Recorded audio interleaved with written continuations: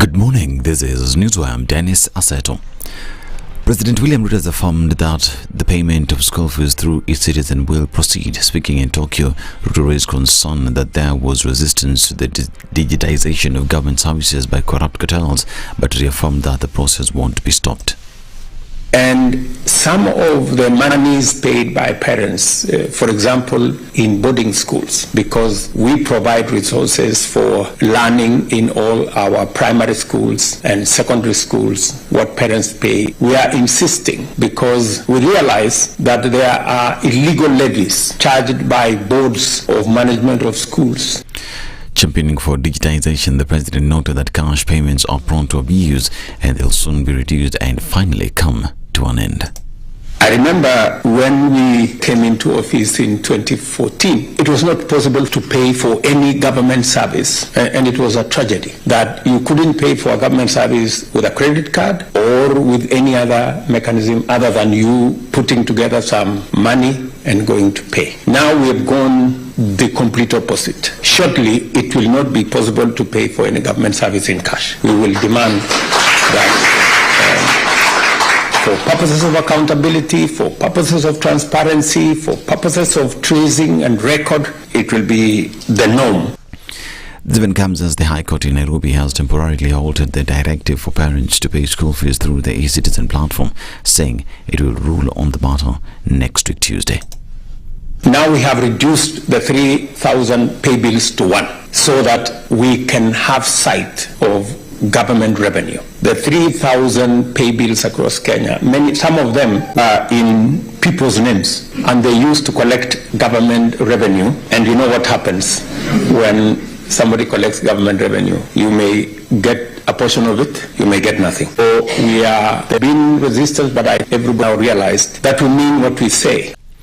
Nairobi Governor Johnson Sakaja says that over 100 gas plants are said to be closed for running their businesses close to residential houses. Sakaja has called on the public to report individuals involved in the illegal businesses to the county government in order to prevent future tragedies.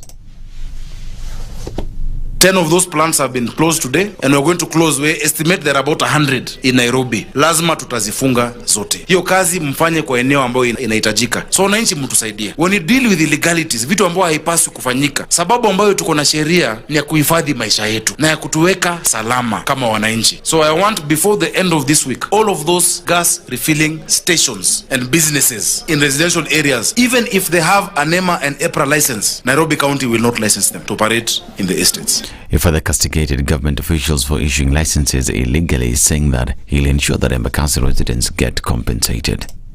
Kuna ofisa amekula hongo ya 100,000 kwa sababu kuna mtu amekula hongo ya 200,000 kutoa license, whether it is the EPRA or NEMA or what not, I don't care. Na nilikuwa nangoja nione kama wako na license ya county yake, nani mngeitana. Fortunately there's no county license there because the county does not license that work. Walishtakiwa jana kotini. Mimi nataka watu wapate haki, na hata wasipopata through that process, mimi mwenyewe pia ndawastaki to compensate ule mwenye hiyo kampuni. Tutafute biashara zake zote, tupige mnada, watu wapatiwe compensation popote ambapo itapatikana. To auction, nasikia kuna wengine na nyuki, hiyo pia ifungwe because what kind of greed do you have that someone's life is not important? Nakuru has raised concern over the increasing number of illicit alcohol-related deaths and illnesses. CEO Anthony Omerikwa warned the public against consumption of alcohol whose quality cannot be verified. Meanwhile, the death toll in the Kirinyaga illicit brew incident has risen to 13 after 5 more people succumbed in Gangai and Kandongo villages. Central Region Commissioner Frederick Shitsia says California bar owner has been arrested, although they are uncertain if justice will be served. He, however, adds that investigations are ongoing to establish the contents of the unidentified substance. It's also very unfortunate that the perpetrator of what we are witnessing here has been to court more than 15 times. That tells you there is something that is not happening right somewhere. All the agencies of government, I want to urge you to work closely with each other. We want to embrace the multi-agency spirit in everything that we are doing. Today on the ground we have KEBS, we have KRA, we have anti-counterfeit, and then we have NACADA. That team will assist us in unraveling the problem that we are witnessing this morning. In Milimani, Law Court has acquitted the Kenya Revenue Authority Board Chairperson Anthony Mwaura in a 357 million shillings corruption case for lack of evidence. Mwaura was acquitted alongside former Nairobi Governor Mike Sonko and 16 other persons a day after the High Court declined to reopen the case. This is the Newswire. I'm Dennis Aseto. Good morning.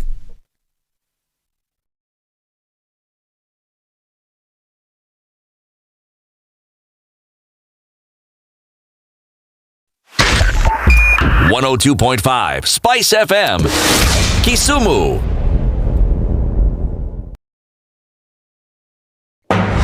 The following takes place from 6 a.m. to 10 a.m.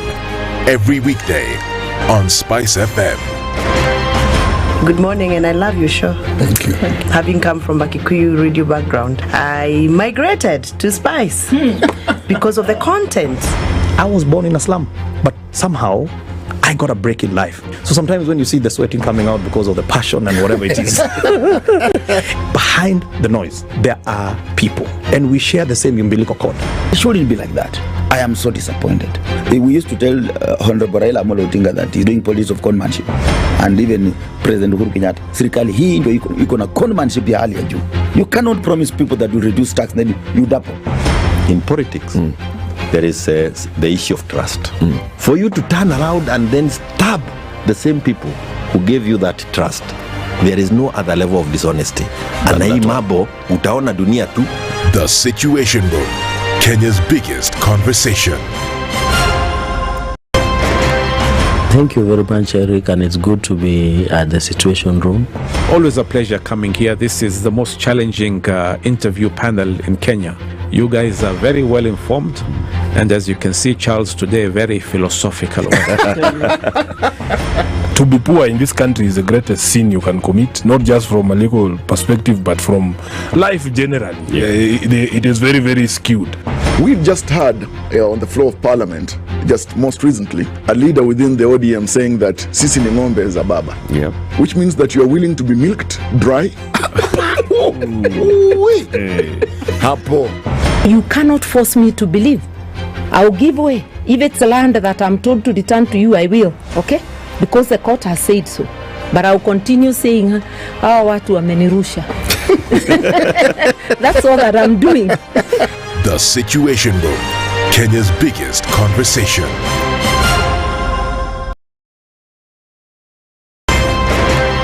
If you go out of this country and come back the same person, then you have a problem. Buy land, 1 million. Put it there for 5 years.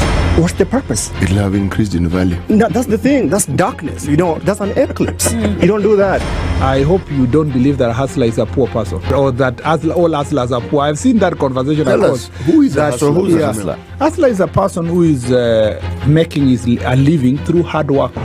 Corruption in Kenya is a political accusation. The people who are actually corrupt are not pointed fingers at.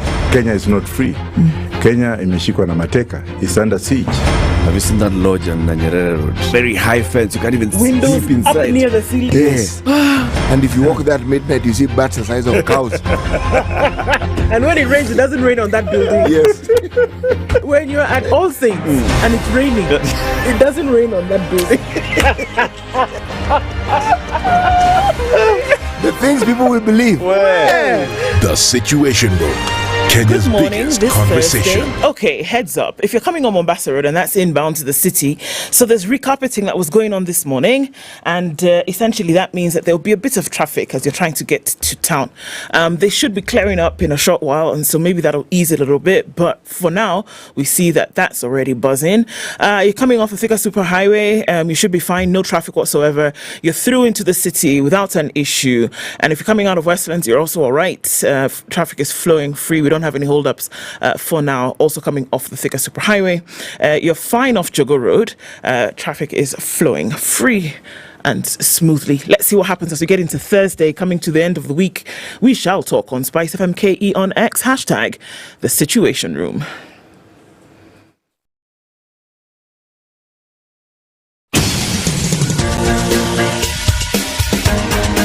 This is The Situation Room, the home of hard-hitting political commentary and penetrating insights about the state of the nation. This is a talk radio experience like no other. The Situation Room, a place for hard truths, debates, and elevated conversations. The Situation Room, witty, political, engaging, deep, controversial. In the room, we have C.T. Muga, researcher, academic, seasoned political observer, a fountain of wisdom in these politically uncertain times. Ndu Oko, Nigerian by birth, Kenyan by choice, communications expert, Pan-Africanist, a truth seeker and believer in people power, and Eric Latin, agent provocateur, the man in the chair, seasoned journalist, news hound, a man who believes in punching up, not down. This is the Situation Room. All right. Kimani Wambogo yesterday told me, you put those things in your ear. In your ears.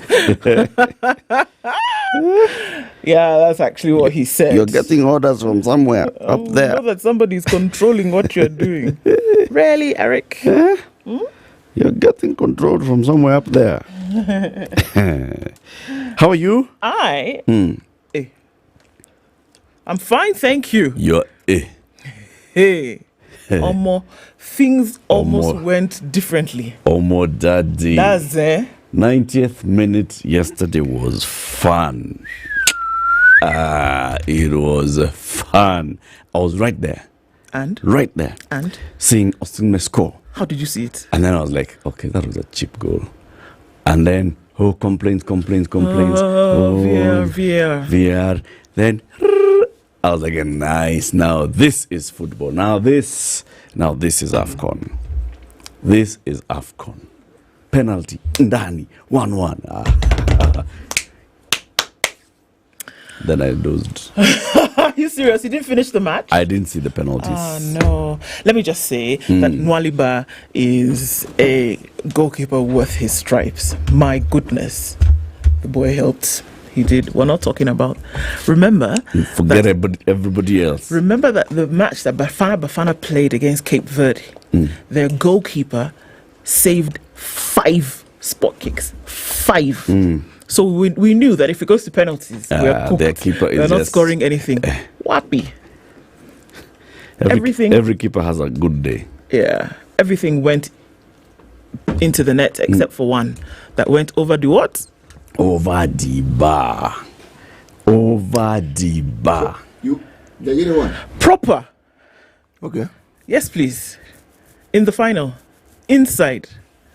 That explains. What? It's going to be a very electrifying final. The final is going to be quite something. Nigeria versus the hosts. Let's see if the eagle shall fly or the elephants shall trumpet. Cote d'Ivoire made it. Yes, they did. They then beat DR Congo 1-0 thereafter. Just one goal, as in Cote d'Ivoire. Yeah. Cote d'Ivoire are those ones who ni Mungu tu anawasaidia. And I said, okay, let's put it in. Yeah, it was quite a match. It was fantastic to watch. And for a minute there, my heart was in my mouth. But the penalties, yeah? Yes, it did. One of those guys. We had scored. It was 2-1. We were. No, actually, it was 2-0. It was 2-0. It was 2-0. Nigeria 2-0. We scored the first one as a penalty. 87th minute. They brought down Osimhen in the box, and Trustekong now came and scored the penalty. And then thereafter, Osimhen came and scored a beautiful goal. But then these people decided that somebody had fallen in front of the post on the other side. What? VAR came and tried to steal our joy. So, South Africa catched up with you. It was 2-0. Then they cancelled our goal because there was a protest at the other end of the field. They cancelled? Yes, they cancelled our goal that we had scored proper in play. Yes, now. Proper goal. So, if everybody saw it, then why were they cancelling it? Just like in our court, the process of procuring that goal was flawed. So you get it? So it went to court. And the court decided. The court said, in the process of procuring this goal, you had committed a foul. There on the other side. So the goal go back. Go back. Committed that and foul. what you did after you had committed this foul, we then cannot let go through. The good thing is that on this pitch yesterday we obeyed court order, and we went back and did public participation, and then we fixed the process, and the best team won at the end of the day. You went for public participation? We did though. So there were no penalties? Huh? In fact, Linda has said, we are getting this trophy. Linda, you're a very good woman this morning. Well done. This one is in the bag. All right. So Nigeria into the final. Yes. Of the Africa Cup of Nations. Do you know? Why is it being called AFCON 2023? We did not play last year. Why? I don't know what was the reason, because Didn't have a grounds and whoever was supposed to do it was not ready. Africans were doing their thing. One very long story. So where was it supposed to be last year? In Cote d'Ivoire. So, and then what happened? It didn't happen. It rained. Who knows? I can't even remember. I need to look up what happened. But yeah, it's just like how the Olympics was Japan. It was actually Olympics, I understand. Yeah, because of COVID. Yeah. This thing of last year and this year, I don't get it. COVID. Don't get it. I don't get it. All right, everybody. Good morning. Welcome to Tuesday. Play that song. Oh, sweetheart, it's Thursday. It's Tuesday. Okay, so that's what you want. Huh? It's Thursday, Bassi. Play that song. Hey, wait. I played the wrong song. Don't worry. We go back. You want me to play the song? You want to wake up properly, Abby? If the thing will do the thing. If it has agreed to play, will it play? Can you hear anything? I can't hear anything. Except you asking if I can hear anything. That gadget is dead. She is dead. So it has refused to play. I would have played it for you, but now that gadget? They have refused. For the cable? Cheza na hiyo cable. Jaribu, imekataa. Imekataa. Toa alafu ingiza tena. Alafu ingiza tena. Pole, as CT would say. Sipati. Sio hapo.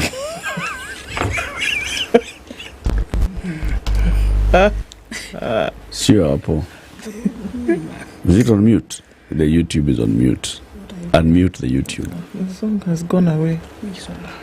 The emperor, the champion, the lion is here.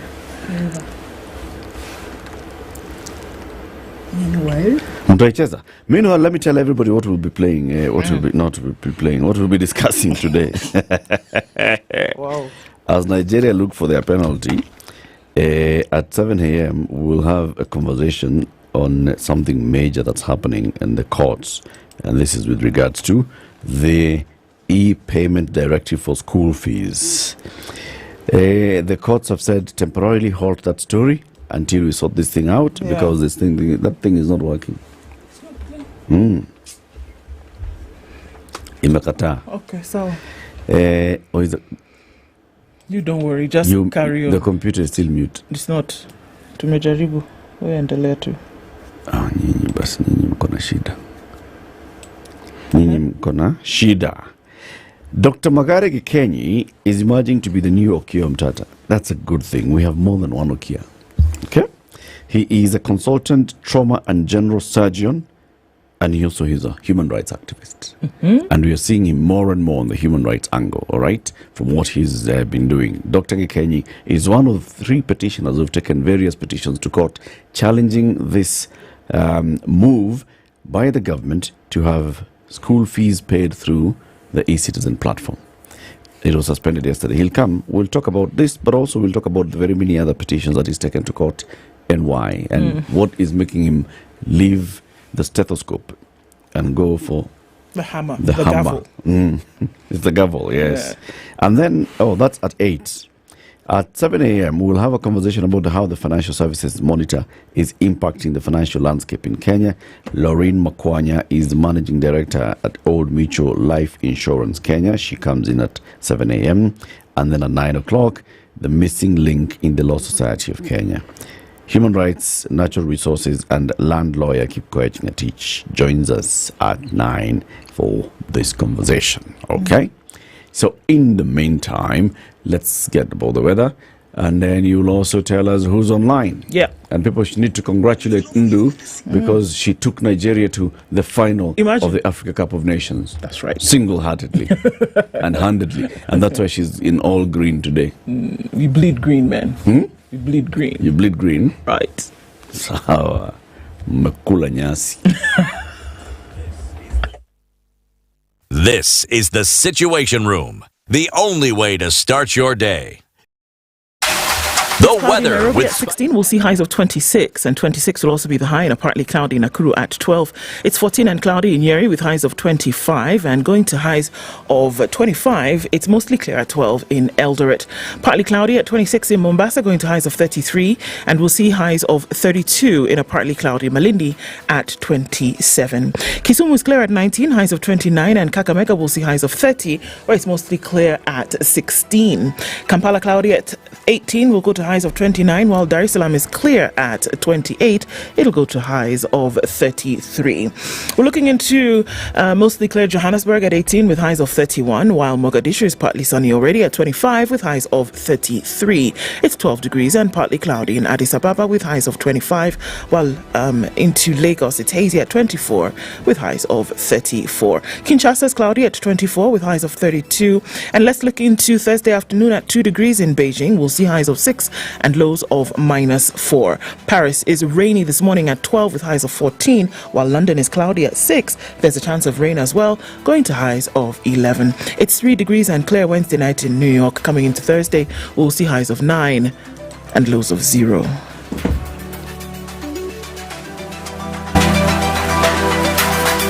mature, intelligent talk every morning. Spice up yourself.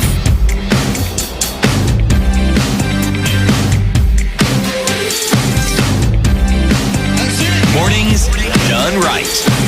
94.4 Spice FM, Nairobi. Online this morning. Good morning, Ndu, Eric, CT, and Edna. Ndu, we won yesterday. Yes. But I saw what Nigeria did in the second half. All is fair in love and war. Don't mind them. But we're there. Don Sabo says, e-citizen platform. It is irritating. It is slow. It is clogged. It's delays. Good morning, Don.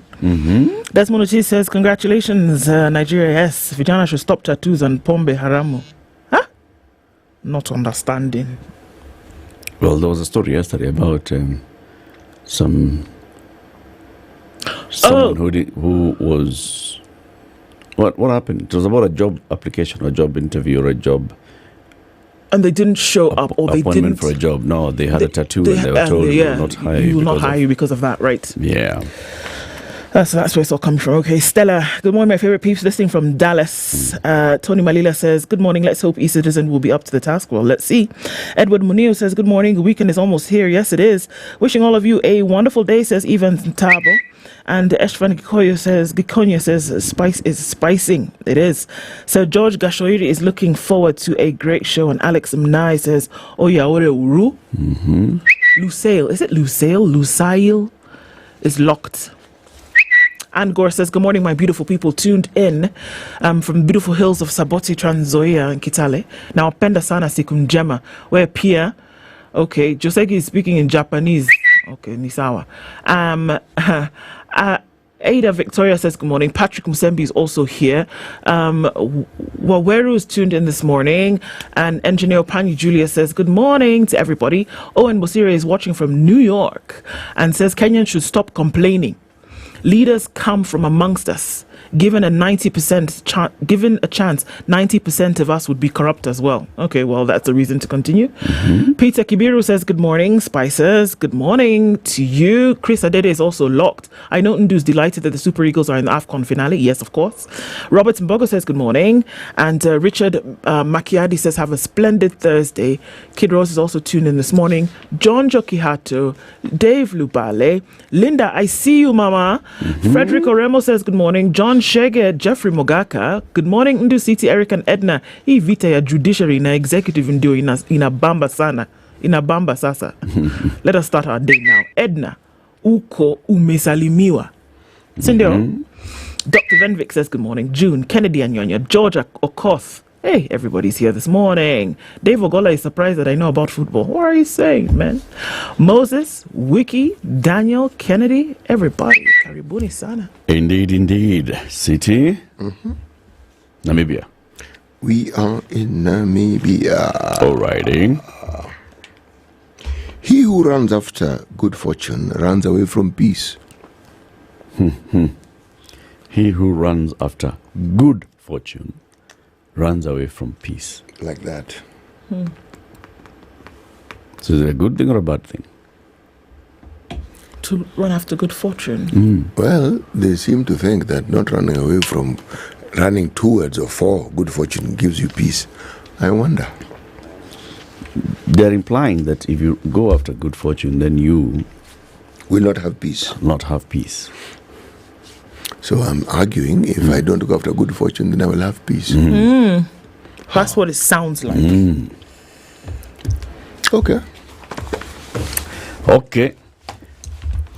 Headlines. Headlines on the front page of the Standard this morning. E-citizen school fees blow for defiant Ruto. A judge slams the brakes on payments of school fees through e-citizen pay bill number, dealing the president's plan to collapse over 3,000 government pay channels into a single digital system a blow as the head of state vows while in Japan that his program is unstoppable.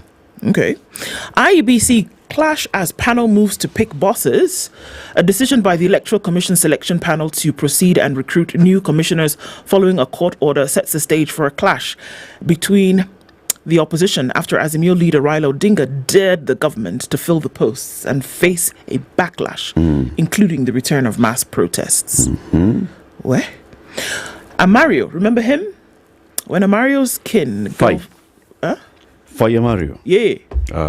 His girlfriend's getting 760 million shillings from his estate. So that's a good thing. Allah. Right. Ministry, TSC, they're still fighting for the control of teachers. The battle for leverage over 364,000 teachers played out after the Education Ministry snubbed a meeting called by the teachers' employer to review the TSC Act. Cheap loans, forget it after CBK hikes the rate. On the front page of The Nation, states e-citizen school fees blow. Also that story. The favoured and forgotten is another story here, looking at cabinet secretaries with the most local tours. Number of times ministers have visited a region, and you're looking at the map of Kenya there. Let's see how that becomes a story. Half of Kenyans in debt crisis without a pay rise in 5 years. On the back page, external public debt up to 450 billion shillings in 5 months. The World Bank lines up 240 billion shillings in new funding to Kenya. Yay! So on one hand, 450 billion, 250 billion, it's going to knock it out. Sindio. Okay. The Business Daily. Half of Kenyans financially stressed as pay shrinks 25%. Nearly half of Kenyans are in dire financial distress amidst income stagnation and shrinking pay slips since 2019, pushing them into a debt trap. The Financial Services Monitor by Old Mutual Group reveals that 48% of Kenyans, or about 9.5 million in both formal and informal employment, currently feel overwhelmed or highly stressed by their financial situation, with lower income earners and women feeling more stressed. We'll be discussing this in the next hour. Hustlers to pay 3,000 bob rent daily for city roadside structures. Owners of temporary structures on road reserves in Kenyan cities will be required to pay a minimum fee of 3,000 bob daily under proposed regulations that will also allow the government to lease road reserve space. Kenyans will also be expected to pay a one-off fee of 50,000 bob to be allowed to direct stormwater into public road drainages. These are the regulations that have been drafted by the Kenya Roads Regulations 2023 that are saying this. I don't understand the one of temporary structures on road reserves. Okay. Ticker headlines.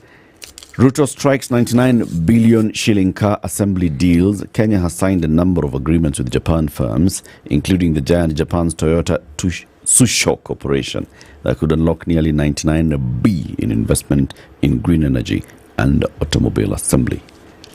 Vodacom parent Safaricom, the parent company Vodacom, faces 170 billion shillings bill in suit. A South African could receive up to 170 billion shillings. A South African guy from Vodacom as compensation for his innovation of the Please Call Me services used in Kenya and other markets. Please call me, thank you. City. Yes. Please read the headline in the Star. I don't have the Star.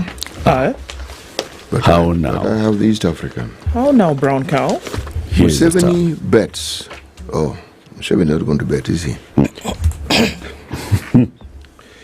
Right, let me read it anyway. Museveni bets on Samia to save oil plan.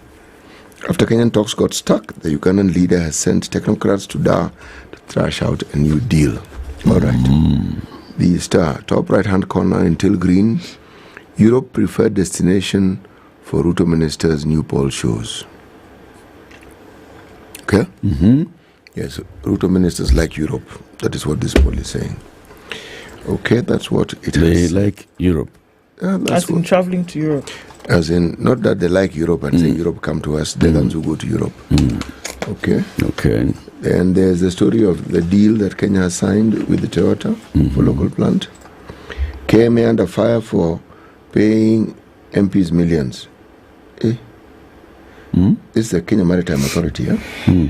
Auditor General Nasi Gadhungu has questioned spending of about 50 million at Kenya Maritime Authority as a part which was used to entertain MPs. So Kenya Maritime Authority, 50 million shillings to entertain who? Authorities. Members of Parliament. Thank you very much. Right, TSC locks untrained teachers out of class.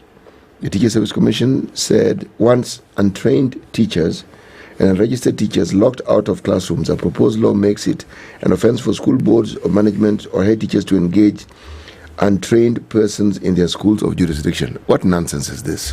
Why do you have untrained teachers? Because you cannot afford trained teachers. For the longest possible So time. what's the impact when you have untrained teachers? I'm not certain that I can answer that question honestly, because I do not know. Do they know how? How will it differ from a situation where you have schools that have trained teachers? Like these schools where people get more E's than they can get D's. Do they have trained teachers or do they have untrained teachers? You'll find a higher mix of untrained, of board teachers. Precisely. BOM teachers. Precisely. Now, the question is, how does a school end up with board teachers? Because TSC has not deployed those Precisely. teachers. So now they're saying... Why has TSC not deployed those teachers? Because it doesn't have resources. They but keep the saying- question is, are there trained teachers in the market? Oh, there are plenty. Okay. So why are boards not hiring trained teachers? Trained teachers. Because they can't afford They them. can't afford them. Why? They don't have the money to pay trained teachers. It's not complicated. They just don't have the money. If the government doesn't have money to employ Tell me, teachers, you City. think a board is going to have money to pay teachers? Are there trained teachers who are jobless? Yes, there are. Many. But they will not take a job They're because willing. of how much the board is paying them. They are willing to take a job. So why wouldn't they take the job that boards are offering? The pay is too little. The board will offer something like 10,000 shillings. So, and the trained teacher will rather stay jobless than take this 10K. I am going to go with the view that since they are trained teachers who don't have jobs and they have not been employed by boards, I am going to take the view that they will not take the 10,000 shillings or whatever it is that the boards pay. In your time as chair, did you recruit teachers? Many. Were they trained or untrained? Oh, we had TSC teachers, but we had untrained teachers. When I last left, I think we had three. Three. Okay. Why? Why did you end up with those untrained teachers? Well, we needed teachers. Did you TSC, somebody gets transferred or leaves the school and there's a gap. Yes. And you do need someone to teach. Yes. So you apply to TSC to provide the teachers. In the interim, you need someone to fill in the classes. So you employ someone. Okay. Do you announce the vacancy? Do you receive applications from trained teachers? Yes. Who then turn down the job? I do not remember ever having advertised it. Number one, I don't ever remember. I only remember interviews for people who would come in as untrained teachers. Okay. Those were conducted. But advertising, no, I do not recall. Are there interviews that happened where trained teachers also came in, then the trained teachers were offered the job and they declined? Not that I know of. I think what takes prevalence in this matter is the culture that trained teachers are expected to be supplied by the Teacher Service Commission.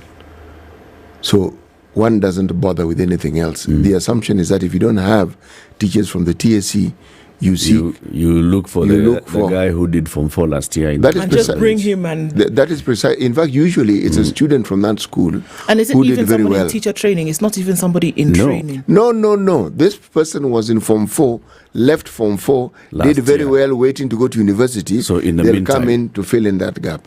I think that's a problem. Big time. Yeah. I think so. It is. Because this person has not been taught how to teach. They haven't. And then the only understanding of curriculum is how they were taught by the untrained teacher last year. That is precisely, even if they understand it from somebody who was trained, they are not trained to teach. That is correct. Exactly. And you know, CT, I'm sure you know, you know this, obviously. There is having knowledge of subject matter. And then there's having the skill, which you can learn, to then be able to relay that subject matter to others, which is what teaching is. Not everybody can teach. Actually, if we take that into its logical conclusion, then it would explain why university students do badly, because literally everybody, with the exception of a few who work in the university, are not trained teachers. Yeah. They're just people who've qualified in the subjects that they've studied, and then they proceed to teach, but they're not trained teachers. So essentially you're saying a very large number of people who teach in our universities are untrained teachers. Yes. Same goes with the colleges. And if we have an abundance of people who've gone through teacher training, yes, then let's push that those ones are the ones that get employed. I'm seeing Miriam saying that even in the current act, it's an offense to employ unregistered teachers. And the TSC is mandated by the Constitution to register trained teachers. All teachers. So you'll have TSC registered teachers who are not employed. Oh, as I said, there are many. Yeah. There are many. It then goes back to the question is, where does the board of management get money from? And how much is it? It's a question of what they could afford. They would very much like to employ trained teachers, very much so. Because they also understand the benefit of trained teachers. Yeah. But if the TSC put a freeze on it, and for the longest time, and we say they don't have money, and yet we train, why don't we just stop training teachers? Because we keep training teachers and we can't employ them. This is it. You put them into a market for which is not able to absorb them. Same like with those who train in medicine. Yeah. You can't absorb them and you train them. Just stop training them. It's ridiculous. Doesn't make sense to me. Almost. Tell us about traffic. Yeah. It is 23 minutes to 7. People are complaining about YouTube shutting down automatically. There's something wrong. Something is quite wrong. Edna is working on it. Well, we'll see. This is the Situation Room, the only way to start your day. A little bit of it coming off a thicker superhighway. We've got a smidgen of traffic as you get towards Pangani at the underpass. And also a hold up on Jogo Road as well. Makadara at the train station, that has slowed down quite some. As you're coming out of Westlands, you're all right. Into the CBD, not much in terms of traffic. Somehow, as you get towards the end of the week, things seem to just kind of, flow freely. Entering into the weekend, there's a little bit of movement on Uhuru Highway. And at your junctions, we'll see hold-ups here and there. But I think we should be fine. Okay, we'll keep an eye on things as we get into the morning and get closer to traffic hour. We'll talk on SpiceFM KE on X, hashtag #TheSituationRoom.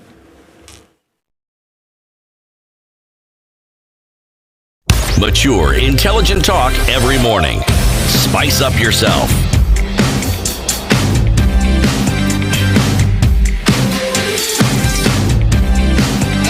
Mornings done right. 94.4 Spice FM, Nairobi. Blow. We're talking about this blow towards eCitizen, and we saw also the comments that came from the president while he's away in Tokyo. He says, you may have heard the latest about school fees in Kenya. Some of the money paid by parents in boarding schools, we are insisting that it be paid through eCitizen. Yeah. The cash payment system is slippery and often an avenue for corruption. Technology will help to eliminate this, and that's the reasoning that's being given from the top boss. But the court has slammed the brakes on Ruto's order for payment of school fees. We'll be talking about that later on this morning. The Kenya Kwanza government's bid to unify all payments under the 22222 pay bill number might be another upsetting court circus for an already frustrated President William Ruto. The president's pet project has so far been subjected to 3 court cases and an injunction from the court. The latest development is an order stopping a circular requiring parents to pay school fees through the platform. President Ruto has, however, said the directive is still in effect despite the order. It seems to be the answer for anything that comes out of the courts recently. In addition, the latest bout against the single payment platforms was filled yesterday by Nairobi lawyer James Kiogothi Maina, who wants the court to find that use of pay bill to pay for government services is discriminatory to the old, illiterate, and those who are not tech savvy and without mobile phones. Nakuru-based Dr. Gikenyi Magai and Kilifi Senator Stuart Mwadzayo are the two litigants. Of the 2 other litigants, rather.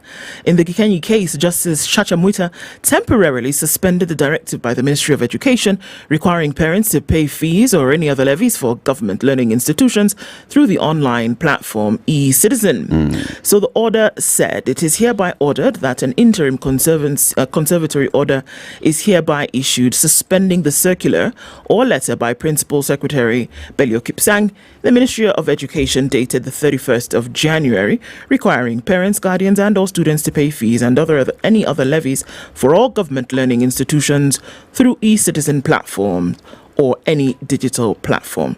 According to Gikenyi, no public participation was conducted before the decision was made, and he named the CS National Treasury Economic Planning, CS Interior, CS Information and Communication, CS Education, and the Kenya Revenue Authority and Attorney General as respondents.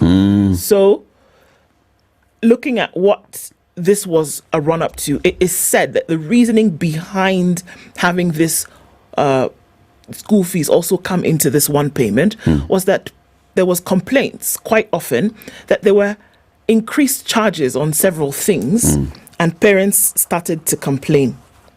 The answer or the solution now that the Ministry of Education gave towards this is, okay, all parents, you get your fee structure, you take that money and you pay it to 22222. Yeah. Okay? The ministry has now asked schools to hand over their account details. So, obviously, when you pay fees and I pay fees, I'm telling which school it's for, right? Yeah. So, once you've opened that account, all the ministry then would do would then channel those funds to the school. That is what they're saying. And it's chargeable, whatever. Okay. So now folks are saying they see no difference, essentially. But what the ministry is also saying is that it allows them to then pursue transparency, because these other things of extra charges will not come in. It's tuition, it's all these things that you need, but those come into a miscellaneous basket and you know how much it is. It's verified and clarified for each school. So you know, if school fees is 42,000, you already know what the breakdown is. If there is capitation that's coming from government, that's separate. They're going to send your money to you anyway. So now everybody will pay to this pay bill, and then now ministry will do Holy Communion and share to each school. No. You pay the pay bill, and once you indicate it's for school X, it will go to that school account that is with the ministry. Because then the pay bill number 22222, account name, you now put, right? St. Joseph's FRX 234. Maybe you're told that's the account. So it automatically now from that account it goes directly, because now that's why ministry has asked all schools to provide the account details in this form. So obviously there's a way they want to set it up within the because that's how pay bill works. Even not ordinarily pay bill will work in the account name or account number. That is what now directs into. Goes to the you can school. have one pay bill, for example, for a bank. You put the pay bill for the bank. M-Pesa to bank, you have a pay bill for the bank, and then the account name is where you're putting your account, and it goes directly into your account. It's not that Safaricom keeps the money and then now starts. Wait, Standard Chartered. How much is it? Or they say, now we've collected 1 billion, but we're not going to send it as it has come in. What we'll do now that we have this money, let's now divide for all schools and make sure that every school gets something. No, it goes automatically into that account. To your account. What I have a question about is these are the justifications. I think they're trying too hard to justify something. If if you're saying that it's because we want to have clarity that schools are not overcharging, if we want to have, because we want to have clarity of how much money the school is collecting, you can still do that today. Today, if you're told to pay school fees, you're not given 3 accounts by the school. None. You're right. You're given 1 account. You're given 1 pay bill number by the school. And you're asked to or you're told come with cash to the school. And you get pay, 1 receipt. 1 receipt. And as you pay, you also have your, if it's a registration number for the school, that is your account. Yeah. If a registration number for the student, that is your That's account. the account. So you can actually verify it today. So they can tell. So the thing of saying let's go to 2 so that then we can tell whether schools are overcharging, I don't see how. You can tell how schools, if schools are Today, you overcharging can right tell. now. Yeah. And if you decide all you want need to put do a plug is in it, take 1 fee structure that has been sent to a parent and say, all right, you school X, this is the fee structure that you're sending to parents. Why are you having these extras? and you know what?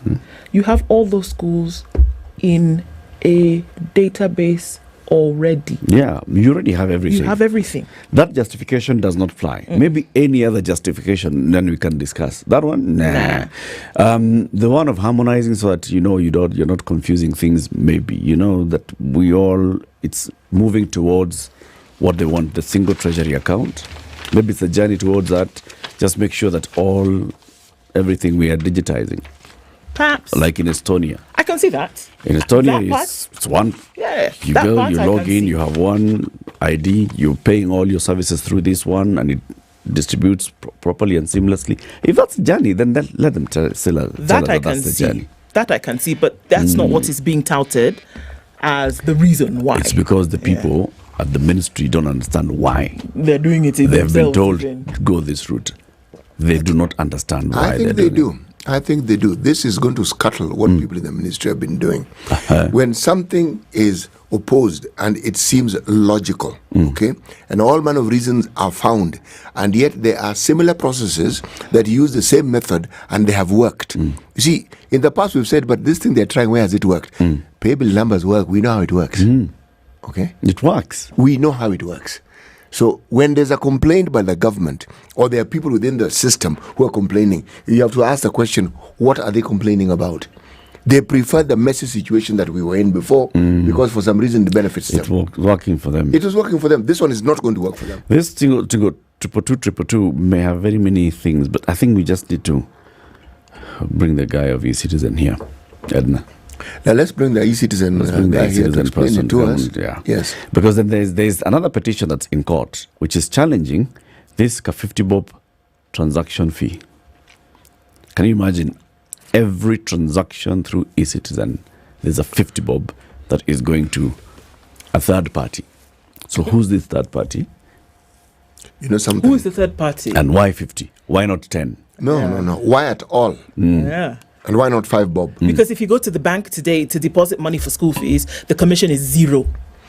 Yes. 0. Yes. There's no added charge. The only added charge is if you're doing a digital payment. Yes. And of course, the subscribers, the operators are going to get their fee. The And you operator know will that's do going that. to operators, right? Is In she this not- case, who is it going to? There's still an operator, remember? Yeah. Safaricom is getting part of this 50 bob, but who else Who's is the other getting that? person? And why 50? You know why the question is a valid one? If you look at, say, the costs that people were charged when they were using ATMs, remember that one? Yeah. Or let's say you want to get your money through this electronic system. Yeah. There's a small fee you're charged. Yeah. Now, the number of people who use that service and the frequency with which they use it. It's crazy. Yes. So even if it is just 5 shillings, It's crazy. it is a lot of money. Even if it's just 2 shillings, it's a lot of money. There's a bank that charges me 600 bob per transaction. Imagine. Yeah. No, just do. Let's say Online banking. Just what is this? Yeah. Let's just say it's the 800,000 people who are in one class across the country, because that is not private schools. It's public. It's public schools. 800,000 people at the beginning of the term are paying. You do that math by 50 shillings. That's not even all. That is in one class. That is just Form 1. That is Form 1. By the way, then let's do Form 2, Form 2 also paying fees. Me, I'd gone beyond school. I just looked at e-citizen services in That's general. it. All e-citizen services. That's a Essentially, lot every of money. government service. You want government service, and then who doesn't want government service?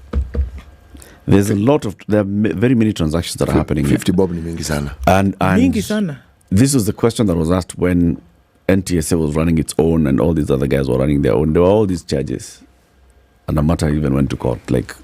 And in fact, Central Bank, no, it was the National Treasury that was saying that this thing now should be coming to us, this 50 bob facilitation fee. And they took the third-party provider to court saying, we only gave you this thing for a bit for trial. Then after that, it reverts back to us. Guys, I know we have to do another story, but also, do you see this particular thing stopping any school from adding charges? No. For anything else that they want? No. They're not. My I don't friend, see it precluding them. They will them tell you, pay e-citizen this, but this one you pay us. It doesn't stop it from happening. No, it doesn't. It's one way to seamlessly have it. Then there's the other argument that I've seen. Even now, I'm seeing somebody saying, my cousin's mom paid for his school fees by taking firewood to school.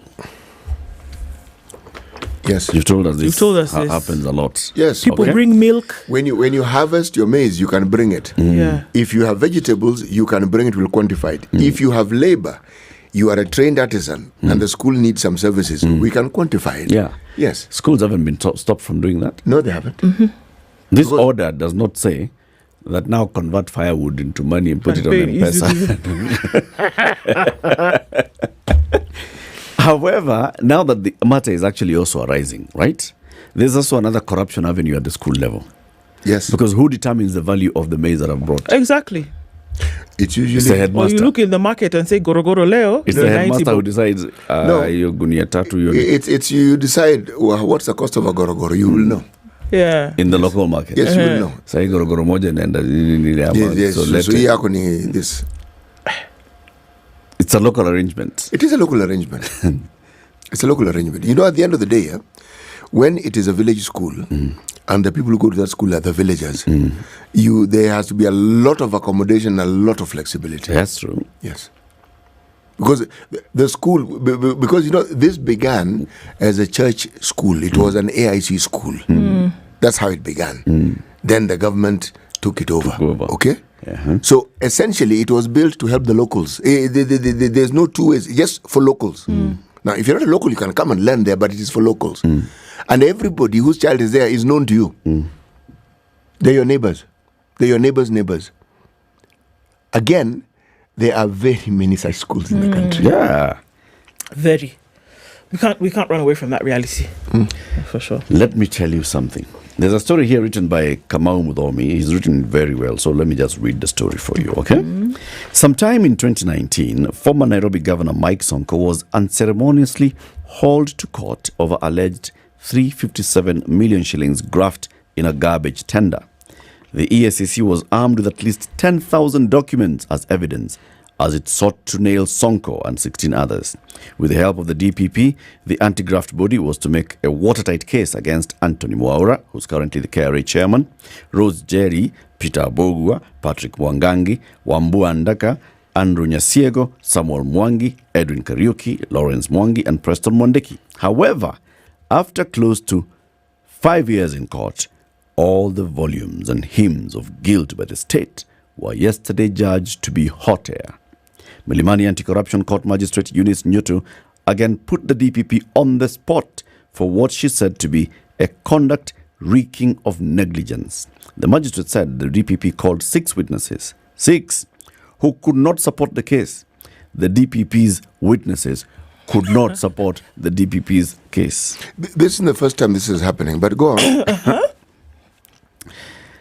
It's tragic, she said, that a prosecution can lose sight of a case. The conduct by prosecution in this case reeks of neglect of duty. After carefully considering the testimony of 6 witnesses, the evidence adduced is inadequate to sustain the charges leveled against the accused persons. A total of 17 persons were charged in relation to the 357 million alleged to be from the county government of Nairobi. In that case, the state claimed this happened sometime between May 2018 and March 2019. Trouble started when ESCC gave more than 10,000 pages of evidence without numbering them.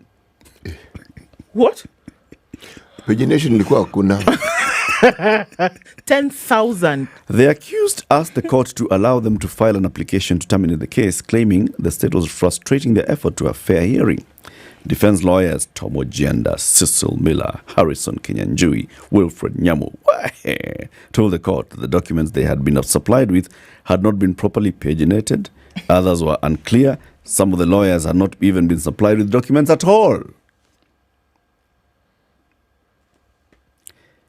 This magistrate, Eunice Nyoto, at the Milimani Anti-Corruption Court, is a frustrated person. Yes. She's frustrated by the office of the DPP. The other case that she did was the same. She said the same thing. What case was it that she dismissed the other day and said, the one where the DPP called witnesses but could not ask them a question? Yes. He had nothing to ask. Yes. And she said, you're wasting our time. Yeah. Essentially is what she said. You're wasting our time. It falls in line with what this whole Shakahola thing was. You either charge this guy or you get him bail and get this thing out of the way. This is a case where the 10,000 DPP pages? is basically, and I agree with her, it's dereliction of duty. But you know what it also is, Eric? It's flouting of negligence. incompetence. What are you doing? How do you come later and say, and this is the thing we need to understand.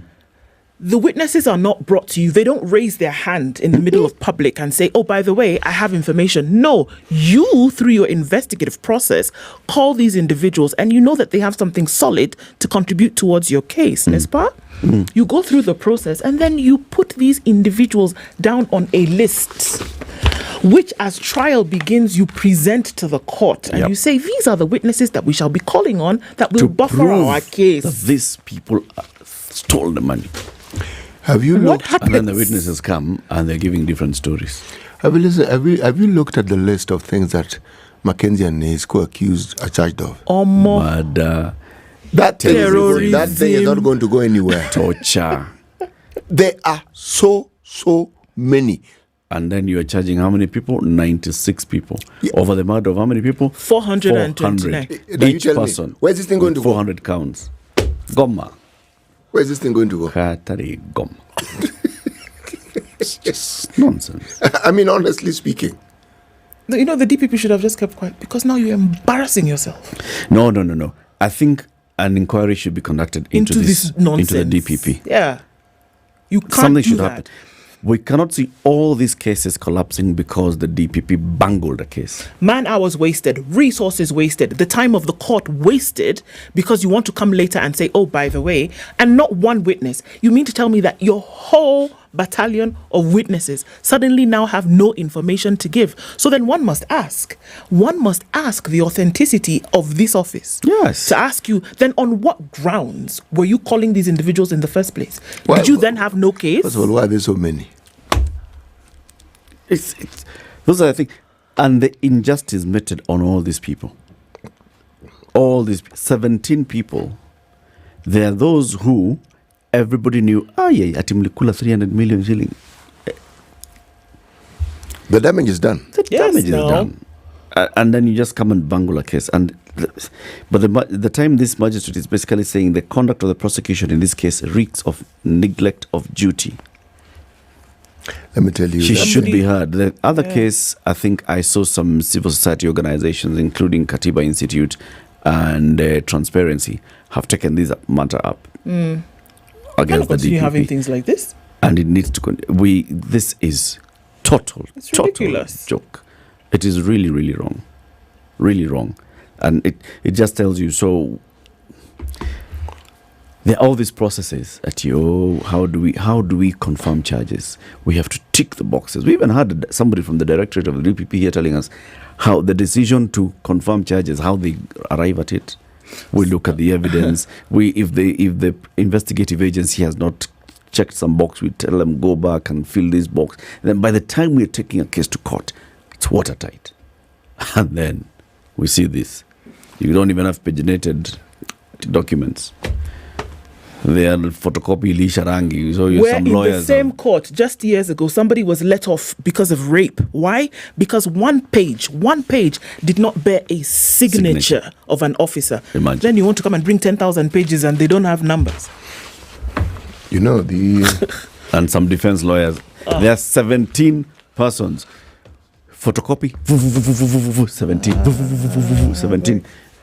Printer ikaisha rangi, wakaendelea. Just continue, no problem. It's okay. 7 a.m. news.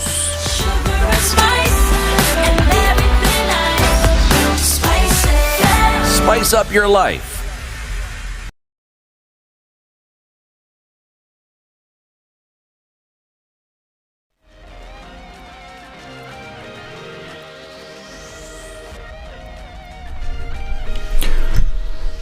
Good morning, this is Newswire. Dennis Asaito. Disagreements over the appointment of IEBC is expected this after the panel appointed by President William Ruto for that exercise stated that they are ready to fulfill their mandate as directed by the courts. Panel's chairperson Nelson Makanda says they respect the court's decision that despite the matter being part of the issue discussed by the dialogue committee, the decision by the court and the stand by Makanda now cast a dark cloud over the Nakuru report that had specifics on IEBC and its formation. Commissioners Boyamolo Abdigili and former IEBC chairperson Ofula Chebukati left office after their term in office ended, while 4 others who opposed the results of the 2022 presidential election resigned. Immediately after the decision was made, Raila Odinga expressed his displeasure, insisting that the IEBC will only be created following consensus between the government and the opposition. Nasema hiyo ni upuzi. Ni upuzi. Ile kamati yaweze kufanya kazi, manake ilikuwa tayari imevunjwa na bunge. Sasa hii ripoti ya kina Wandai na Kalonzo ukienda mbele ya bunge ipitishwe, ndio tutaanza mambo ya IEBC. Tuliwaambia tulienda kwa barabara kwa sababu mambo mengine sio. Tuliwaambia barabara bado iko. Wiper leader Kalonzo Musyoka has dismissed rumors that there is division in the Azimio coalition. Instead, Kalonzo has said that Azimio is united, adding that its leaders have come up with strategies that will strengthen the coalition. Unlike Kenya Kwanza, which is forcing parties to wind up by force, by fire. In our case, we want to strengthen the member parties. You guys don't even seem to understand our game plan. Maybe we leave it that way. But we are very clear. Azimio is intact. Yani maana intact, unaelewa hiyo. What binds us, by the way, is our passion. The passion to truly liberate our motherland. And any of us wanting to backtrack will look very bad in the eyes of Kenyans. So, we know that it will be absolute good news to Kenya Kwanza kusikia Azimio imesambaratika ngo. It says that whatever is running around is nothing but gossip about the rift in the coalition. I will paraphrase what Raila told me this morning. He told me, what is wrong with this media? Now ni nyinyi. Nyinyi mmetumwa na KK. Kama mmetumwa, accept.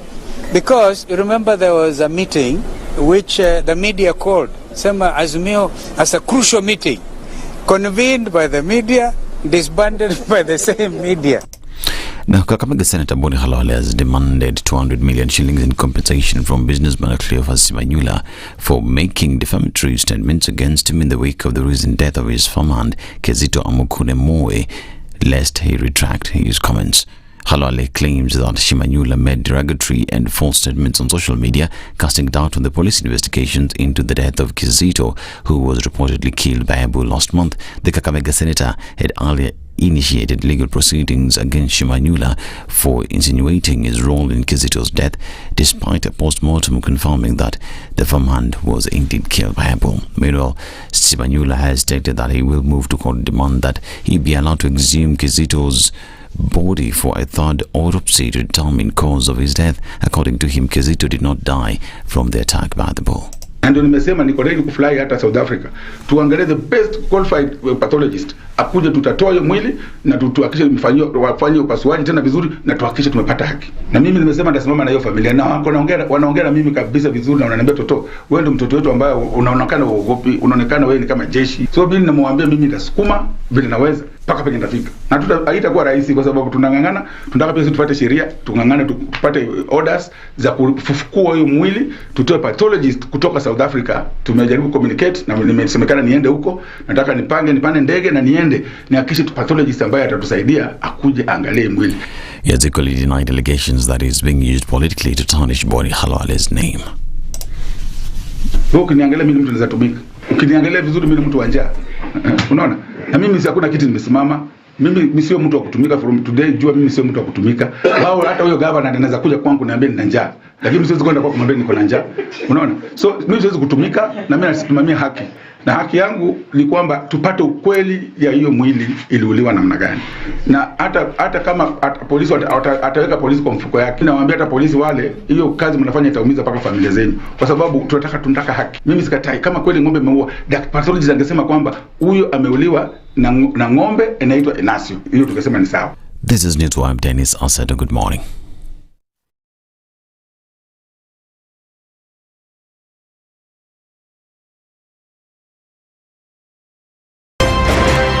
Thank you very much, Eric, and it's good to be at the Situation Room. Always a pleasure coming here. This is the most challenging interview panel in Kenya. You guys are very well informed, and as you can see, Charles today very philosophical. To be poor in this country is the greatest sin you can commit, not just from a legal perspective, but from life generally. It is very, very skewed. We've just heard on the floor of Parliament, just most recently, a leader within the ODM saying that sisi ni ng'ombe za baba. Yeah. Which means that you are willing to be milked dry. Hapo. You cannot force me to believe. I'll give way. If it's land that I'm told to return to you, I will. Okay? Because the court has said so. But I'll continue saying, watu wamenirusha. That's all that I'm doing. SpiceFM, Nakuru. Getting closer to traffic hour is when we see hold-ups here and there. Let's take a look at the Thika Superhighway where it's coming in heavy from Kafra out towards that GSU headquarters. This is the Situation Room, the home of hard-hitting political commentary and penetrating insights about the state of the nation. This is a talk radio experience like no other. The Situation Room, a place for hard truths, debates, and elevated conversations. The Situation Room, witty, political, engaging, deep, controversial. In the room, we have C.T. Muga, researcher, academic, seasoned political observer, a fountain of wisdom in these politically uncertain times. Ndu Oko, Nigerian by birth, Kenyan by choice, communications expert, Pan-Africanist, a truth seeker and believer in people power, and Eric Latin, agent provocateur, the man in the chair, seasoned journalist, news hound, a man who believes in punching up, not down. This is the Situation Room, the only way to start your day.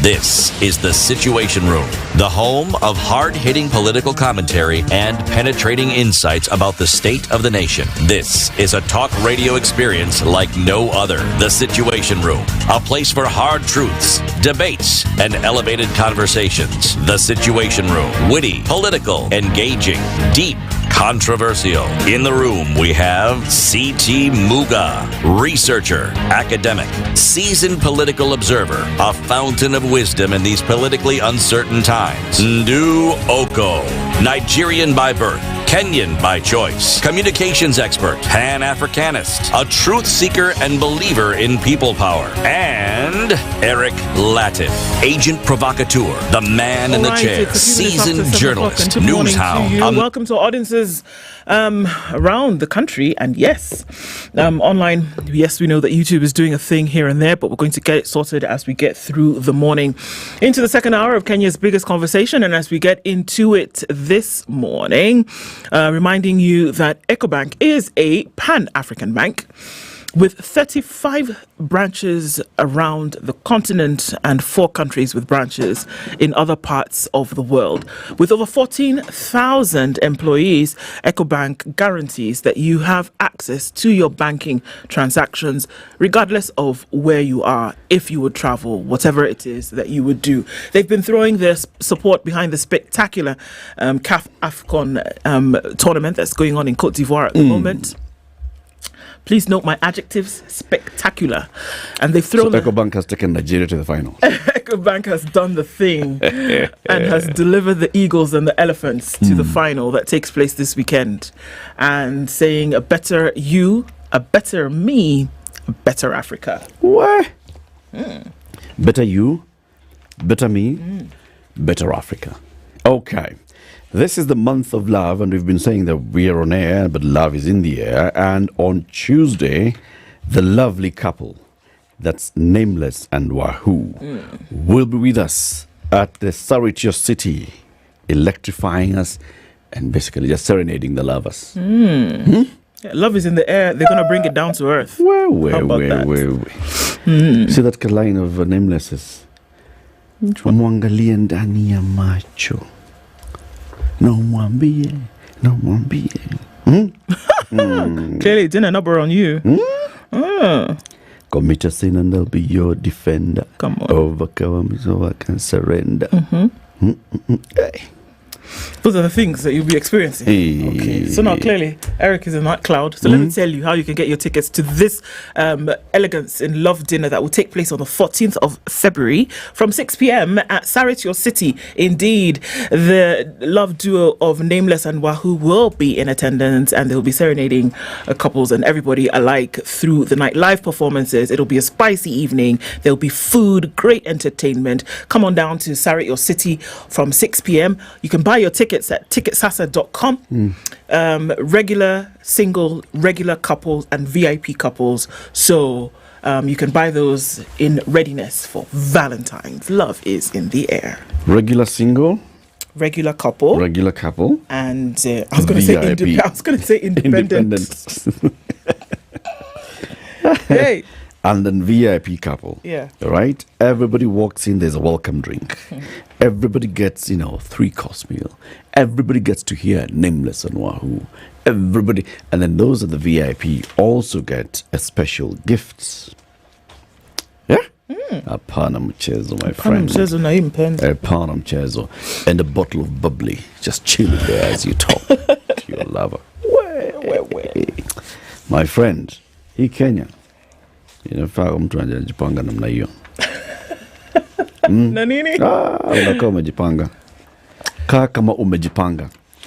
Now, we're going to have a conversation with the managing director of the Old Mutual Life Insurance Kenya in the next about 30 minutes. They recently released something called the Old Mutual Financial Services Monitor, okay? And it has quite some interesting data from it. One of them is this one, that nearly half of Kenyans have reported financial stress amid income stagnation since 2019, forcing many to live on debt as the economic situation worsens. The Financial Services Monitor by Old Mutual Group reveals that about 5 out of 10, that's 48% of Kenyans, feel overwhelmingly or highly stressed by their financial situation, with lower income earners and women feeling much more stressed. Informal sector workers who take home less than 20,000 shillings a month are the most stressed, with 51% of them saying that they are overwhelmed, compared to 46% of those taking home more than 50,000. This against the backdrop of 62% of Kenyans saying their incomes have reduced compared to the pre-COVID earnings. 29% continue to earn the same amount despite the high inflation and currency depreciation that have eroded the consumer purchasing power. So this is basically just looking at the situation as it is and showing this is where we are right now as a country. The people are feeling the pinch and the pain. Your income as it was, say, pre-COVID, if the amount has not changed upwards, the power of that money has drastically reduced. Significantly. Right? Yeah. If you had an income and then that income has reduced, now you're even in a worse situation.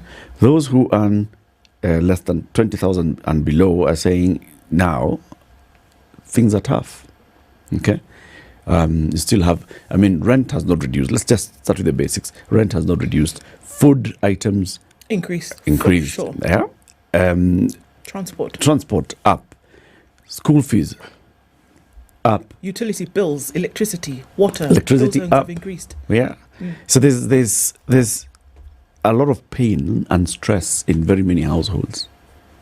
And even though people are trying to cope, it's still very difficult. Now, businesses that would then be able to go to the market and borrow so that they can continue operating are also now going to find it difficult because the cost of credit is also going up. With the central bank rates going up, banks are going to have to raise their interest rates. Cost of credit up. So it's one after another, and it's a dire situation, City.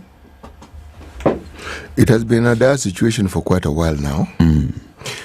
There are those who keep claiming that it is COVID that brought about these problems, and yet if you look at it closely, COVID actually unearthed something that was already in existence.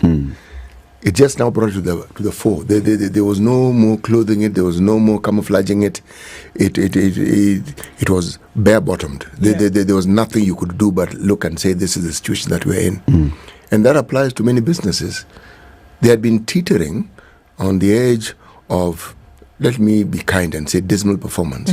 But then when COVID came in, all that went belly up. And it was clear that this thing had a problem. Any problem that had hitherto been hidden now became apparent and obvious. And the recovery period now became difficult. And if you look at it at a national level, the same could be said. You see, economic activity more or less ceased during the COVID period. So whatever it is that the government could do, wanted to do, had been doing in order to raise money, to collect taxes, that also hit a snag, a really serious snag. And so the after effects were going to come when COVID came to an end. But what it did was it showed the underbelly. That is really what it did. If you had had a strong economy, yes, you would have been affected, but the recovery would have been easier, meaning you would just pick up from where you last left off. But if you had been on crutches all along, and then somebody simply removed one crutch, it would be clear that you couldn't walk all along, and that all along you'd just been walking on crutches. Yes. So whatever Old Mutual is saying, for the longest time I thought it was Old Mutual. No. Well, if you want to jazz it up a little bit, you can actually say that. At the Old Mutual. Mutual, yes. I said this is Old Mutual thing. But it's mutual. So what they're saying, they are stating a fact that has been with us for quite some time. Yes. And to understand it, you only need to ask yourself this very simple question. The economy of those who live in towns in this country is often buttressed and supported by those in the rural areas. What do I mean? Many people eat food that is sent to them from the rural areas. It is not spoken of, but it is true. Now, the moment the rural area people now start needing more help than they needed, then it means the person who lives in the urban area is going to be more constrained than they were before. And suddenly you're finding that simple things that could easily have been sorted out now become that much more difficult to sort out. So then the thing is, you want to ask yourself, because now if you relate what had happened at that time, the 2 years where things had essentially shut down, and then you started to see a building up of that after 2022, when a storm comes and raises everything and clears the way and clears the path, what do you see there? And what you see now is this situation where folks 3 years ago, not even 5, 3 years ago, whatever you were earning 3 years ago, and if that had not changed today, you're in a position where you're actually going to be able to say that on the poverty scale, you've gone down that scale a couple of rungs. So when things happen like that, it actually does give you a bill of health to show you where you are. The hope would be that even after the storm, you're able to start to pick things up and say, well, guys, if we were not doing really well, here is an opportunity for us to go through the remedial and start to put things in place that is going to ensure that our economy stands. There is no economy on the globe that did not feel the adverse effects of COVID. However, there are economies on the globe who had set buffers in place. So what did they do when this thing came about, when it was clear that nobody could move? They went back to their budgets and they said, you know what, we're going to tinker with this a little bit. And we're going to say now, move some money here. So that what can we do? We put money into the hands of individuals. Not lofty ideas, actually taking money and putting it in the hands... A genuine cash transfer. Yes. To the individual. Yes. So that there would be something that tied you over to when now we're able to come back into being. Yeah. But if you have nothing that is able to connect those two, that's the true picture of your economy. That's because you cannot do a supplementary budget at that time because you just don't have the funds. You've come off a place whereby you just borrowed, and this is exactly what had happened, that there was the World Bank had just given Kenya money to complete its budget when COVID said, hello, I'm here. So now what's the face of your economy? And I go back to say the hope is that you would be able to buffer your citizens in one way or another if your economy is doing that badly. What lessons have been learned beyond now when we see now that the CBK will now increase rates and affect so much more? What have you actually been able to do to ensure that should a situation like that recur, that it will not be as bad? There are some people who have never recovered from COVID. There are people who picked up their lives or threw whatever was away and had to go to other places, start a life somewhere else. There are very many people who did not pick up. Exactly. Very many people didn't where they pick up. left off. Where they left off, they essentially died. There are industries, entire industries that are only now starting to come back. The entertainment industry, the hospitality industry is just now picking up from where it was before. So what are lessons that can be learned in terms of what you should do? There are things that people can do, yes, to realize that maybe you should not throw all your eggs in one basket and you should have something on the side that can tide you over. But what structures are in place to ensure that livelihoods of people are protected is all tied to how well your economy is doing. Mistakes that are made, on a daily basis at top level, then just go on to impact those at the bottom.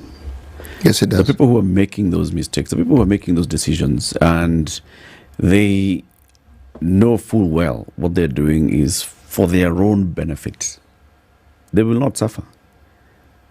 Those that made decisions that, just led our economy to where our economy is right now are not suffering.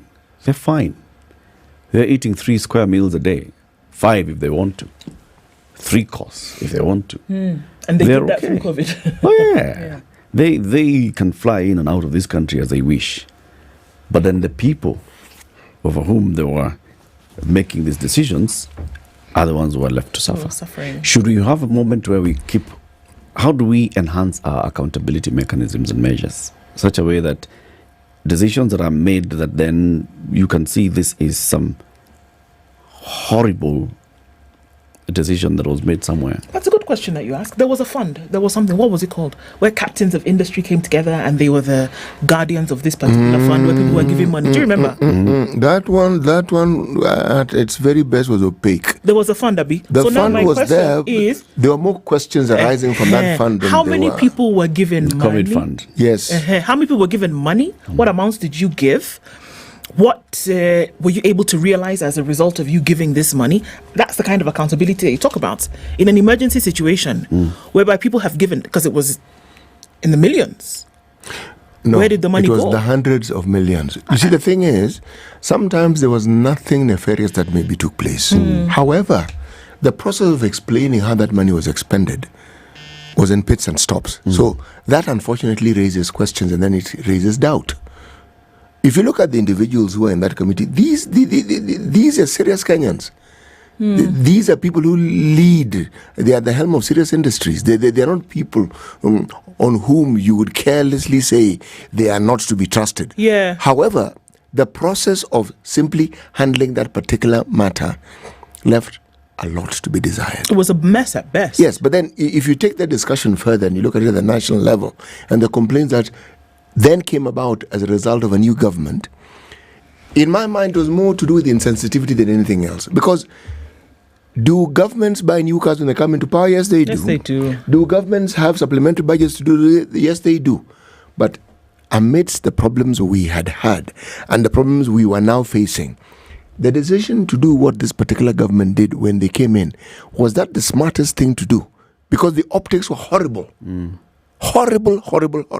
Because it was like, in the face of the plight of all the Kenyans, here you are splurging on all these things. Conspicuous consumption is what it's called. Don't look good at all. No, it doesn't look good. It doesn't. Even if it's something that happens, when things are normal and it happens, nobody even notices it.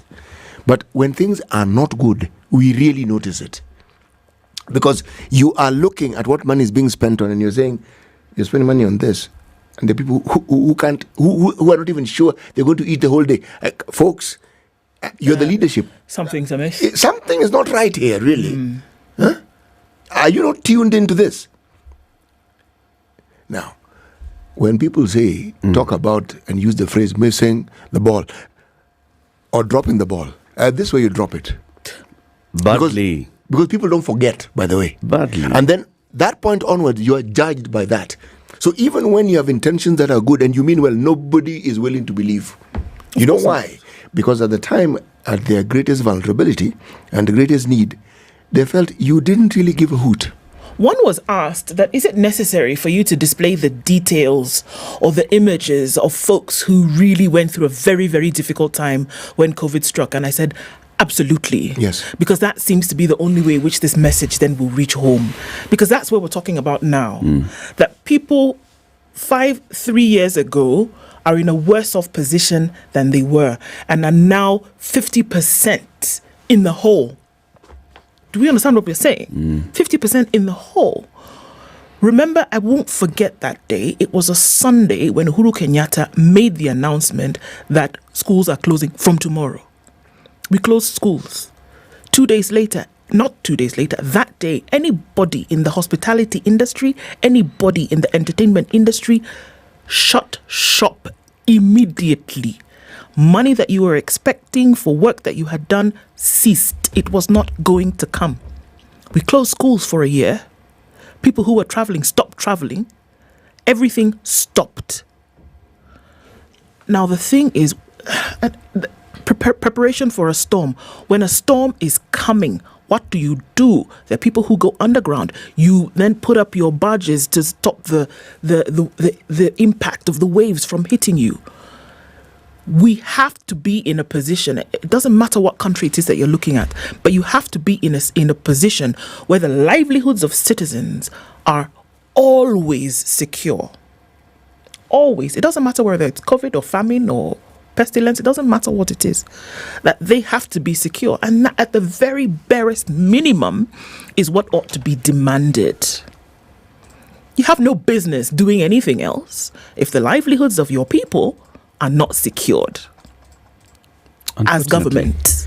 Unfortunately, that's not the thinking of people who seek to lead in this country. No, it's not.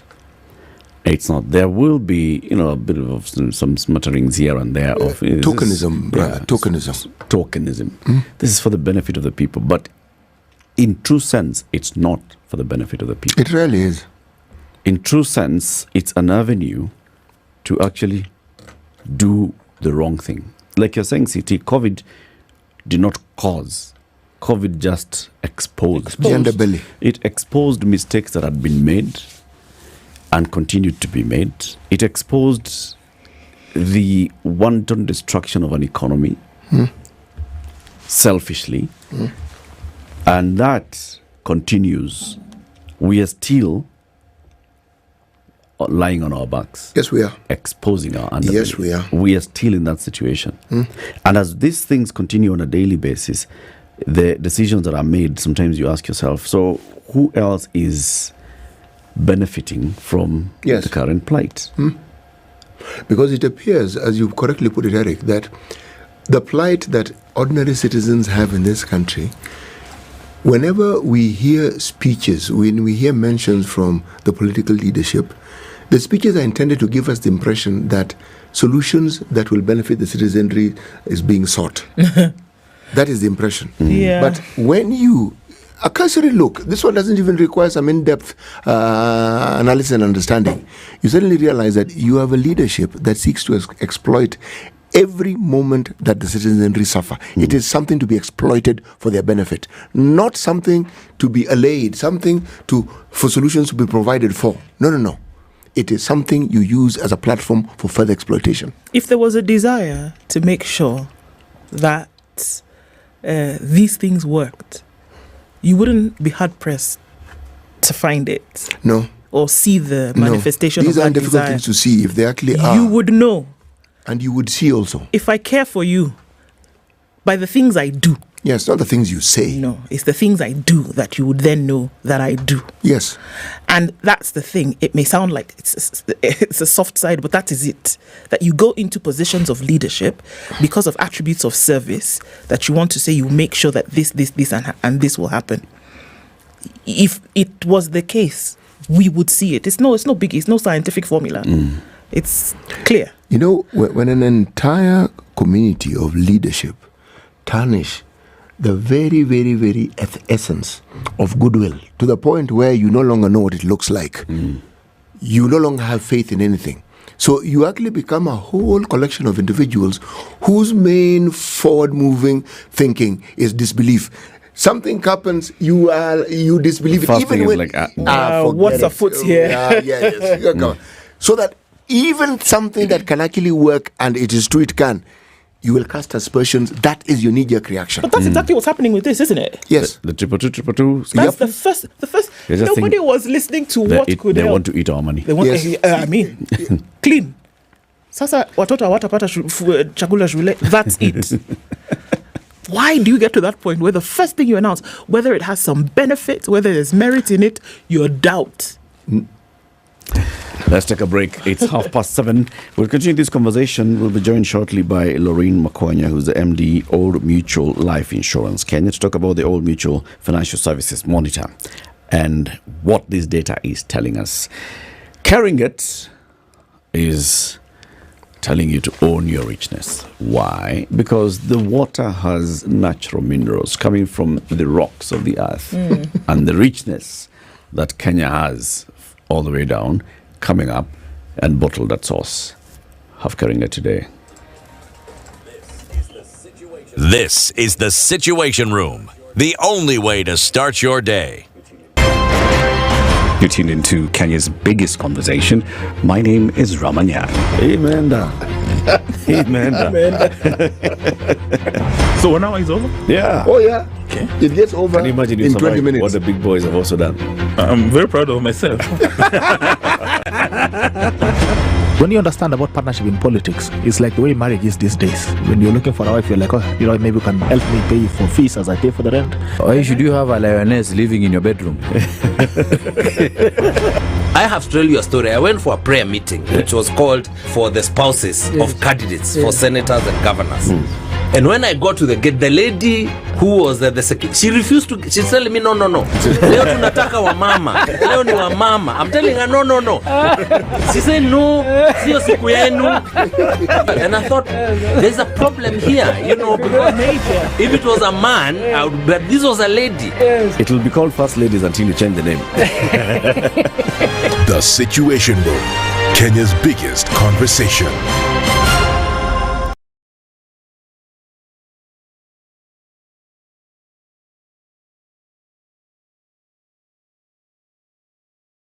Some very nice, mature music. It really took me back to my days, and I can just feel young again and enjoy the vibes. Overcast in Nairobi this morning is 16 degrees. We'll see highs of 25, highs of 26 in a partly sunny Nakuru at 14, and it's 14 and sunny in Nyeri with highs of 25. 25 will also be the high in a partly sunny Eldoret at 13. Mombasa is sunny at 27, and it's 28 and sunny in Malindi. 19 sunny conditions in Kisumu with highs of 29, and we'll see highs of 30 in a partly sunny Kakamega at 17. Let's look out into Kampala, where it's cloudy at 18, and into Dar es Salaam, sunny conditions at 28. It's It's sunny at 18 in Johannesburg, going to highs of 31, and we'll see highs of 32 in a sunny Mogadishu at 27. Addis Ababa is sunny at 16 with highs of 25. Hazy Lagos mornings continue at 23 with highs of 34, while Kinshasa is cloudy at 24. We'll see highs of 33.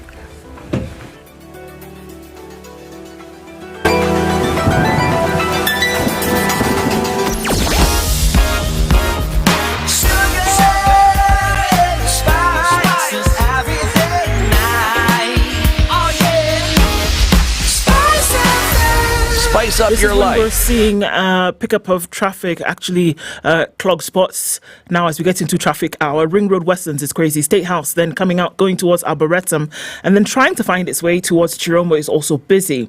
Let's take a look at what's coming off of Oloitoktok, also then getting out towards Chiromo, out towards Ring Road Westlands. That is all chock-a-blocked at some point. The Thika Superhighway also very, very busy with traffic. There's traffic coming in from Outer Ring, trying to go out towards GSU or this way then through towards the city. That has piled up. It's also piled up on Kiambu Road and Limuru Road as well. Let's take a look at the eastern side of the city where getting towards Jogo Road and then coming into North Airport Road. I'm sorry, guys, there's traffic and it's heavy as you come through from Cabanas out towards the Outer Ring Junction. Let's keep an eye on things and see what happens as we go through it. Let's talk on SpiceFM KE on X, hashtag #TheSituationRoom. Mature, intelligent talk every morning. Spice up yourself.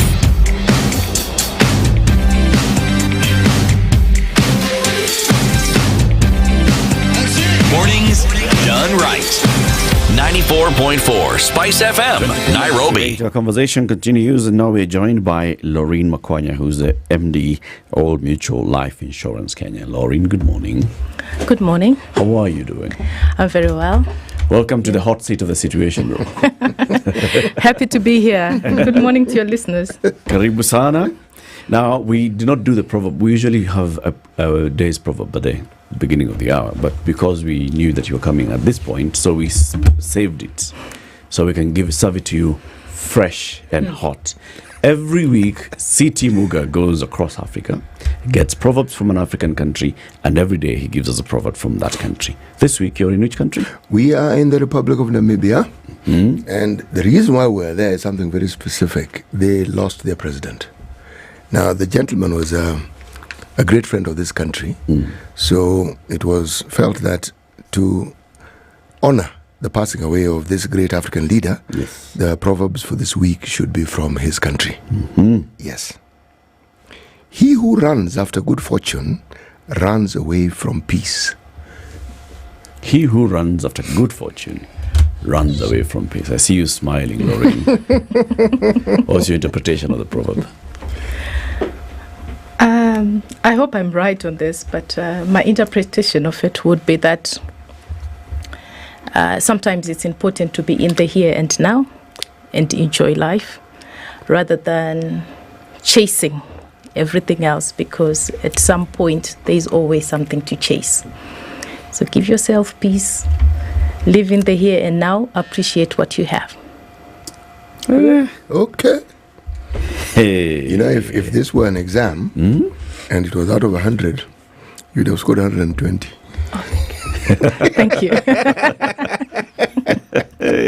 And not be accused of fraud. Of cheating the exam. That's a good interpretation. We were discussing before you came in the Old Mutual Financial Services Monitor and the findings of this. But first, give us the background. What is this Old Mutual Financial Services Monitor? So the Old Mutual Financial Services Monitor is a study that has been done by Old Mutual in other countries for quite a while. We're doing it in Kenya for the first time. What it aims to do is to provide a snapshot of financial behavior of Kenyans and provide essential insights that will collectively help to drive financial well-being in the country. So it provides a holistic and foundational knowledge covering the broad financial landscape in terms of the attitudes of the people and everything. Yeah. Among the things that we've seen, of course, is the impact of this. Half of Kenyans are financially stressed as pay shrinks, and also what it means, people trying to get by with finances. The other thing that we noticed from that report is that, again, half of Kenyans are dedicating their income into just the daily living, into food, into household items. Tell us about that.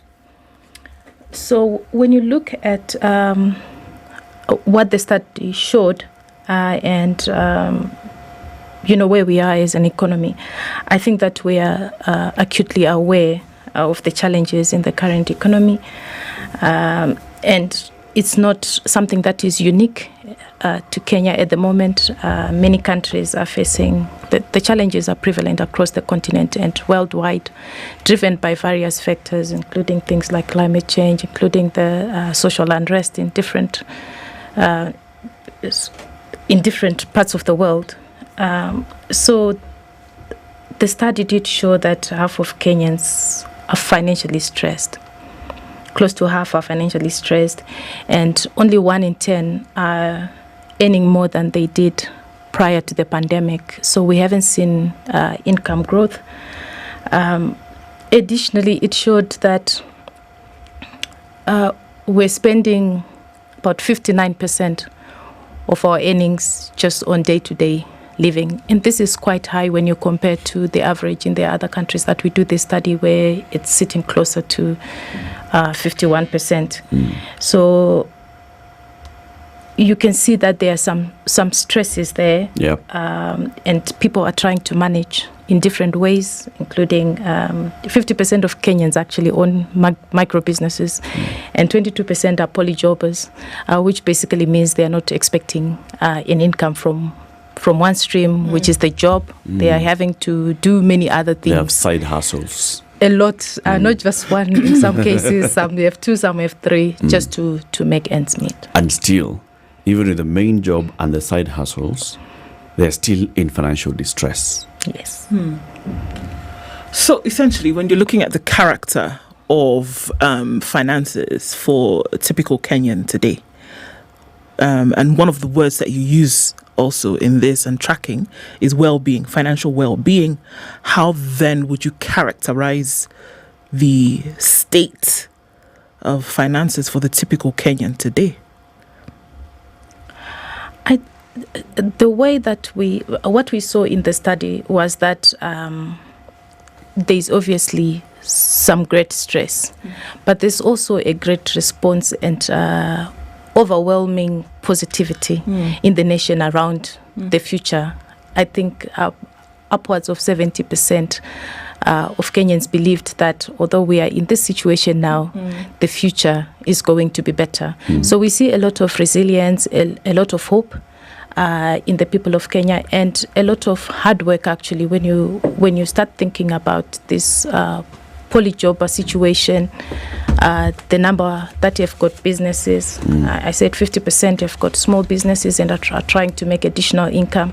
So you see, and when you look at borrowing to fund business, most of the borrowing is around funding business. Most of the savings that is happening in the country is so that one can start a business. So you also see a very strong resilience and entrepreneurship spirit, which augurs well for the country, I think. With 59% of income going into the daily, then that means a phrase that was recently used here by the government spokesman is true. We are hand-to-mouthers. What does that say about our savings? Saving for future, saving for retirement. So when we... what came out of the study was that people are acutely aware that they need to save. There are certain things that they are very important to the Kenyan person when it comes to saving. One of those that were in the top 5 that I will highlight were really around children's education is something that is very important. Retirement was something that that came up. Saving to start a business was something that came up. What was surprising is that when it comes to something like retirement, people are aware that they need to save for retirement. They even went further, I think about close to 50%, went on to say that we don't think that our children will look after us in retirement. So people are actually acutely aware that the children will not be able to look after them. But for some reason, we're not getting to saving for retirement. So we are looking at the here and now. So our role as an organization like Old Mutual, which really wants to promote financial well-being, is to get the message out, to do a lot more around financial literacy, to help people balance the here and now and the future, because the future is coming. It may look very far, but it's coming. And with some of these things, like retirement savings, the earlier you start, the less you have to put in because of compound interest. If you're saving for 30 years, and then apparently retirement saving only comes up when one reaches 50 and it's very close, and you're not giving yourself enough time. So that's really what we want to promote, the financial education. We've done a lot of programs with universities, with junior and high school, and now we have also worked with KICD so that financial literacy is part of day-to-day education. So by the time you're out of school, you're ready. Could you talk a little bit more about that? Because this is something we've spoken about here, but we actually haven't heard of anyone who has actually put it into practice. KICD, universities, the thinking behind this program and the details of it and the actualization of it, and how you hope to have it actually bear fruit. So what we have done with KICD is, as they re-looked at the curriculum, we say that there are certain financial concepts that should be taught from a very young age, so that as you grow, these things become part and parcel of you. So things like understanding savings, understanding expenditure and budgeting, understanding the impact of things like compound interest, which will help even the younger people start saving early, because the other challenge that we have is younger people are not in this conversation at all around financial well-being. They get rich quickly schemes. So we want to promote a balanced, risk-adjusted way of investing and saving. Saving being for those, things that come up. You want to have something, but investing being for the long term, for things like retirement and other big financial goals. We also want people to understand things like insurance, because a lot of us, if you see in the study, what we borrow for is the things that are unplanned for. Illness, there's a funeral in the family, and some of these things that are unplanned for would then get us into some financial mess. So what we really need to do is for people to understand how they protect themselves, so that they can actually protect their prosperity and their financial well-being. So those kind of things are what we are trying to put into the curriculum. When it comes to university students, we have partnerships with certain universities where at the beginning of every year, the new students, we take them through a financial literacy course. We have very good financial literacy courses. We have something called On the Money. It's something that people can Google, and it just takes you through the basics in a very simple way. What is it? Own the Money or On the Money? On the Money. Okay. Old Mutual On the Money financial program. It just takes you, it takes like 5 animals, and it gamifies it and says, this animal, this is how it behaves, and it behaves this way. In your own life, this is how you can behave, so that you secure your financial well-being. What is Old Mutual? Old Mutual. I mean, what are you? I mean, the old bit we get. Mutual, we also understand. I mean, you're talking about 18 something or the other when it started. So, but what is Old Mutual? Old Mutual is an integrated financial services company. So Old Mutual has been in existence for almost 180 years now. It started in South Africa, and in Kenya it's over 100 years old. It's a very strong financial services brand. When we say integrated financial services, we want you to come to one place and you get all your financial needs catered for. So you will find that with some financial companies, you can only get insurance, or you can only get banking, or you can only insure the car, but you can't insure the human being, or you can't invest. So in Old Mutual, we have all these branches where you have the bank, Faulu, we have the investment management team, we call it OMIG, Old Mutual Investment Group. You have the company that I had, which is the life insurance company. We have the short-term company. We have a medical insurance company. So when you come to Old Mutual, you get everything in one place. And that's where even in some of our branches now, if you go to our Kimathi branch, you see all the companies represented in one space. And the people that are there are able to talk to you about your entire financial needs. So that's part of that financial well-being, so that if you only speak to a company that is dealing with one part, they can't give you the comprehensive view of all your financial needs and help you plan in that way. So now, of all things that we're looking at, and where you look at the health of folks as concerns their finances, now with the launch of the monitor, what does then this essentially help to launch into? What is the launch about, and what will we then be able to see moving forward? Okay. So as I said earlier, the financial services monitor, what it is trying to do is to understand the behaviors and attitudes towards finances. So while there's a great science to financial well-being, we all know we need to save, we all know we need to do this. There are certain behaviors coming either from the emotions that we have towards money, our culture, and all the other things that are not necessarily scientific. And what it is giving is, what are those attitudes? And it enables companies like ours to really meet the people where they are. So that when I'm speaking to you, I'm not discounting that you have a family or friends that will contribute if something happens, and whether that is a sustainable model or not.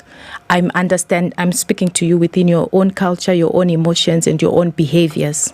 That can be quite individual when it comes to finances. Also, what it's trying to do is to help with the education of the population. So when you look at statistics around retirement planning and the attitudes of the youth, it's something that we can actually address as a nation and help to change those attitudes so that we have a secure financial future. Yeah. So what do we expect to see after the launch of this? What do we expect to see that maybe is not there currently, or that's going to help people out of this hole that the study obviously showed exists? So for us, you can expect more in terms of financial education, the campaigns that we're already running. You can also expect that one of the things that we are highlighting with this study is that the importance of financial advice. And Old Mutual offers financial advice for free to customers and non-customers. You can just walk in and say, this is my financial situation. Can you hear? We hope that by reading this study, people will take the action to actually go and see somebody about their finances and start to understand their own attitudes and what they need to do to change the course of their financial future. We also want to support. There are certain things that are coming out of this study that are very positive. When you look at the entrepreneurial spirit of Kenyans in terms of saving for business, wanting their businesses to grow. There are certain things that from a financial services we can do to protect that. We have the Bank Faulu, they lend to small businesses. We have in the insurance space products or solutions that are catering to that sector so that they don't then lose their businesses should bad things happen, as they usually do. So it's some of these also positive insights that we really want to support so that the financial well-being of the nation is better. You talk about financials and saying, go talk to somebody. I don't know whether the study captured this, but people are very secretive about their financial status. It's a personal matter. It's a very secretive matter.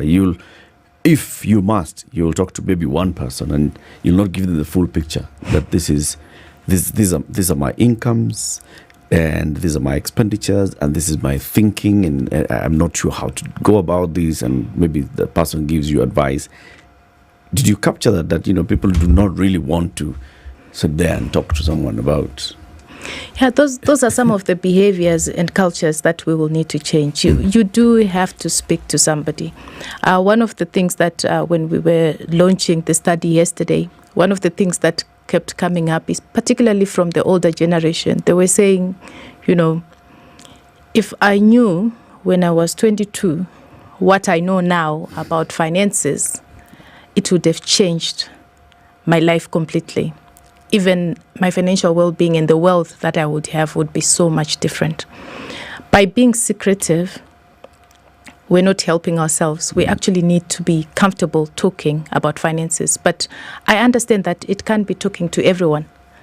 Sometimes that's why a financial advisor is a personal financial advisor. They are there, they keep your confidence, but they are there to support you through your journey. They understand. They come to you at the end of every year. Some of those who are financial advisors, they are probably now in January now, reflecting and reviewing the portfolios to say, did we achieve what we needed to achieve?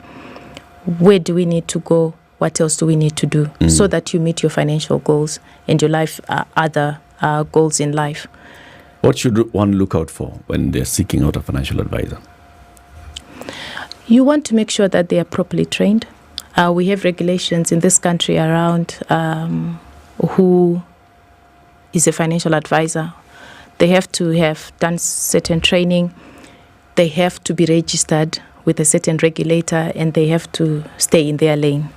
So how do I know all this? When I meet somebody and they tell me they're a financial advisor, how can I verify all those things, that they're registered, that they are regulated? Ask them for their registration certificate. They will get them from the different regulators like IRA or for securities and others. So they will have the paperwork.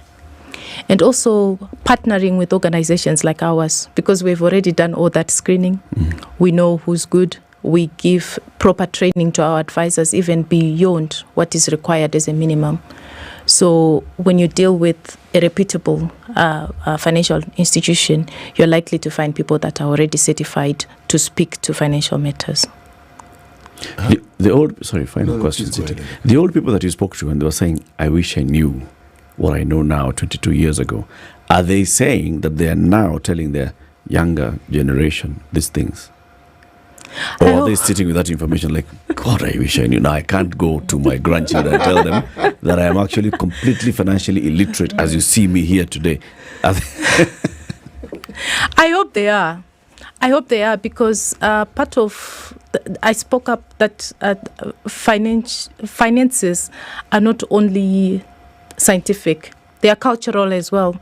So what they see in their dad, what they see in their grandfather, what they see in their mom is probably what they're going to do. So if we don't take the time to also highlight some of the mistakes that we made when we're growing up and what we would change and have those conversations, we're also not doing our children a favor, and we'll continue to see the levels of apathy around financial understanding and financial literacy that we sometimes see in young people. That you have is good. Young people, especially on this continent, because we are referred to as a young continent. Then there are ancient crocodiles like myself. Many of them find themselves, not the most, in a position where they have perhaps more disposable income than those who are younger. Now, does the industry that you belong to cater for these people so that there's no cutoff point there? You're told, like, when you get to 50, now, look, you just swim and float on your own. Or I wouldn't have used the description that you used, but for that generation, but we'll leave it there. But, Financial well-being is actually part of life. As long as you are alive, financial well-being is needed. And there is what they call lifestyling in financial services, which basically means that we have to meet you where you are. If you are already in an advanced age, there are annuity products that can help you continue to invest, but also provide an income so that you don't continue to work forever. There are health solutions because when you are at a certain age, health insurance becomes very important. If you leave it too late, some of those things, they'll catch up with you. Important, expensive. But without it, things can get a lot more expensive. That's true. It's by sitting with a financial advisor, this is why it's very important, because financial advice is such a personal thing, and it has to meet you where you are. If you're saying I only have 100 shillings today, the advice may be different from somebody who's got 2 million shillings. So it has to meet you where you are, and it has to understand what your dreams are, what are your attitudes, and where do you want to go. Lorraine. So it's really personal. Okay. Yeah. Lorraine Makwanya, CMD, Old Mutual Life Insurance Kenya, has been our guest. Thank you very much. Come next time and stay longer. Thank you for having me. 8 a.m. news time. The government has released 2.08 billion shillings to pay beneficiaries of the Inua Jamii program for January. Social Protection PS Joseph Motari said a further 5.9 million was disbursed for nutrition improvement through cash and health education. Motari said payment to beneficiaries commences, urging caregivers to enroll for M-Pesa payment by dialing *222#. So we are saying we want to pay them the 100,000, but the rest who have taken their money is okay. We want them to continue receiving their money through the M-Pesa. But this is only one. It's just an amnesty for this month only. Any money from next week hatutalipa tena katika banking halls. Lakini hii ni clarify, it does not involve wazee. Wazee, all the persons cash transfer is will continue the way it has been continuing. Lakini pia tunaendelea na consultations kuhakikisha kwamba tume on board on the same also ile pesa ya wazee. Domestic Workers Union Kuthea has criticized the government for failing to concede their salaries when implementing the e-citizen payment. Secretary General Albert Njeru says their workers may fail to receive their dues in time if school heads are unable to create a system of payment. We're asking the Minister of Education to put in place a mechanism before the end of this month to make sure that we all know how many non-teaching staffs we have in Kenya. 2, we all know their point of how much we pay. How much are they paid across, from a groundsman to accounts clerk, from a nurse to a librarian. Do we know their qualifications? Do we really understand that they are supposed to be paid by exchequer? All these combined, we believe none other person is qualified, is informed than the union which represents them, and that is Kenya Union of Education Institutions, KUDEA. The Central Bank of Kenya projects the economy to register 5.7% growth this year on the backdrop of higher output from agriculture and services sectors. CBK Governor Kamau Thuge, in a monetary policy committee, said key to delivering growth this year will be pegged on ensuring stability in foreign exchange market and inflation in order to have a stable macroeconomic environment to encourage both domestic and foreign investments. Inflation rate rose to 6.9% in January from 6.6% in December on account of rising food prices and higher energy costs. In its first sitting for the year, the MPC hiked the central bank rate by 50 basis points to 13%, which is expected to result to higher borrowing cost for consumers. And Tourism and Wildlife Cabinet Secretary Alfred Mutua has warned of increased hyena attacks in the country. Speaking in Kilifi when he officiated the National Youth Service recruitment, Mutua said the country is witnessing an influx of hyenas due to the recent drought. Mutua further said the government has plans to fence off national parks to reduce conflicts between people and the wildlife. Wakati wa ukame ambao ulikuwa miaka minne, wanyama wengi walifariki. Utakuta kwamba hata ndovu 200 walifariki, twiga walifariki, wanyama wengi walifariki. hawa fisi walikuwa wako pati ya kula, walikula sana na wakazaana sana. Sasa idadi ya fisi walio nchini ya Kenya ni wengi zaidi ya kupindukia. Unaona wengine wameanza kutoka kwa parks, sababu wanyama wengi wakati wa mvua wanahama ndio wameanza kuingia kwa watu. Sisi kama serikali tunahimiza wananchi ya kwamba tuache kutembea usiku, hasa kwa vichaka. Ukiwa karibu na National Park na kwingine unajua kuna fisi ameonekana, wacha kutembea usiku. The Kenya Medical Practitioners, Pharmacists and Dentists Union has called off doctors' strike in Homa Bay County after reaching an agreement with the devolved unit's leadership. KMPDU Secretary General Davji Atal announced that following the meeting with the Homa Bay Governor Gladys Wanga last week, it was resolved that the county would employ more doctors to reduce the recurrent shortage.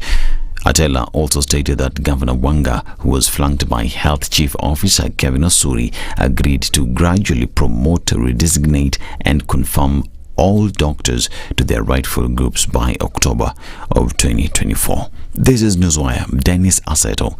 Good morning.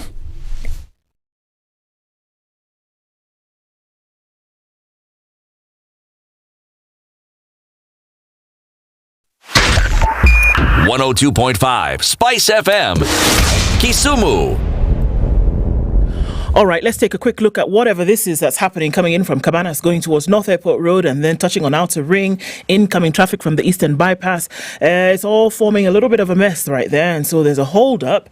I'm not quite sure where you would go if you're already in it. Probably a little bit of patience needs to be sprinkled on there. So let's try that for now. On the other side of Outer Ring that then touches on the Thika Superhighway, that is already clogged. There's traffic coming in from let's go back, Githurai, coming in through towards Tusker Village, Kasarani, and then at the Outer Ring Junction. All of that moving very, very slowly into the city, bumper to bumper in some parts. So, heads up, that's what lays ahead. On Limuru Road, it's busy. Kiambu Road also doing the thing. The Northern Bypass, not looking too bad, but there's some traffic that splits off at Ruaka and then comes all the way through towards Limuru Road. So traffic is doing the thing this morning. A few sticky spots here and there. If you land yourself in one, do tell. And we can probably give an alternate route based on what folks are telling us on the other side. Sawa. Let's talk on SpiceFM KE on X. Hashtag #TheSituationRoom.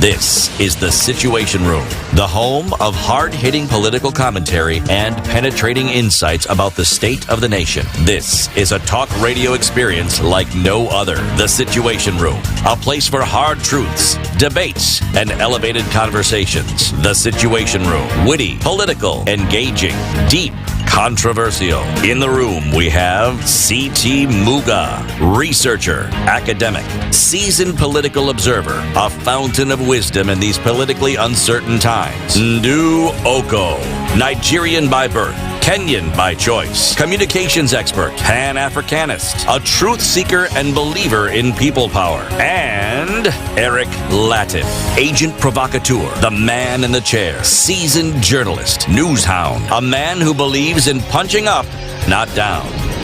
This is the Situation Room, the only way to start your day. The Situation Room. Happy Thursday. It's the 8th day of February 2024, and we are heading towards the 14th day of February 2024, and that is Valentine's Day. Globally touted as the day of love, you know. So why not? The Elegance in Love cocktail dinner actually, will take place on the 14th of February. Where will it take place? It'll take place at Sarit, your city. From what time? 6 p.m. Who should come? All of you. How should you come? Well, you can come as a regular single, you can come as a regular couple, you can come as a VIP couple, and you will pay respectively 3,000 shillings, 5,500 shillings, or 10,000 shillings. You can get all these tickets on ticketsasa.com. You will then show up at the Sarit, your city, dressed in burgundy and gold. Then you will sit down and you will be serenaded. You will sit down and you will be fed, well fed. You will receive a welcome drink. You will also have great entertainment through the night in none other than the great experience from Wahoo and Nameless that night. That's what we're going to do. We're doing it on the 14th. Get your tickets, get dressed, come sit down and enjoy. Wahoo, and there's a feeling in my heart, feeling in my soul, feeling me up from the head to my toe. That one. I see you kama mapenzi ya kawaida. She will be there, sweet love. Singing that song for you, Yes. live and direct. Yes, they'll also sing the one that they've sung up together. Back it up. Yeah. And this and the other. My friend, If you miss, this you're couple missing. is the embodiment of love. So they're sitting there, they're singing for you as you have your dinner. It's a 3-course meal. No, As you have your supia pweza. ambayo itafuatiliwa na nini? Viazi wa kupakwa. My friend. Where? Just remember that tomorrow is work. As you enjoy. The following day is work. Yes. Yes. The following day you have to go to work. Enjoy it, please. Remember that. Ndu, yes. Everybody is saying that you're looking very good today. Why, thank you. So stand up, we see. No. It's a full dress. Resplendent. It's good to be shy. You're shy. I'm shy. Extremely. It's a peacock. Yeah, actually a peacock. Explain. It's my peacock dress. Explain. It's green, and I bleed green. And you know the Super Eagles did a thing last night. We told the Bafanas to go home. But you know we are friends. We are friends. Who? In all things. You and Bafanas. Nigerians and South Africa. No power, no what else. We relate on very many levels. No violence, please. Yes. So the Eagles will now. The Bafanas allowed the Eagles now to sort over the elephants. Very good. So Nigeria is on to the final. Yes, we are. Of the Africa Cup of Nations. Indeed. Whose financial partner is? The only financial partner is EcoBank, your Pan-African bank, which with a representation of 35 strong from the African continent and an employee base of 14,000 plus 4 other countries around the world says, you know what? How about we make transactions a little bit easier, no matter where in Africa you are or in other parts where the bank is, and let's make Africa a better Africa because of how we're able to transact financially. And they've thrown their weight behind the CAF Africa Cup of Nations and said, look, we're bringing Africa together with our banking. How about we throw our support behind Africa in sport? Yes. Lately, all the news coming from the courts seems to have one name. Okay? Oh, CS Nakhumicha violated constitution when she promoted 59 junior officers. Okay. This new ID charges for IDs and passports suspended. Why? Because of this and the other. Okay. Today's headline is where is the Standard? It's about the 22222. Okay. E-citizen school fees blow for defiant Ruto. The one name that you'll see in many of these cases is our guest this morning. He is a consultant, trauma and general surgeon, but he has also decided to be a defender of human rights. Dr. Magara Gikenyi from Nakuru. Good morning, Dr. Good morning, Chigo Eric. Welcome to Kenya's biggest conversation. Welcome. Welcome to the hot seat of the Situation Room. We are honored to have the presence of a great man with us here today. Well, thanks a lot. Karibu sana. Asante. How is Nakuru? Nakuru is doing well.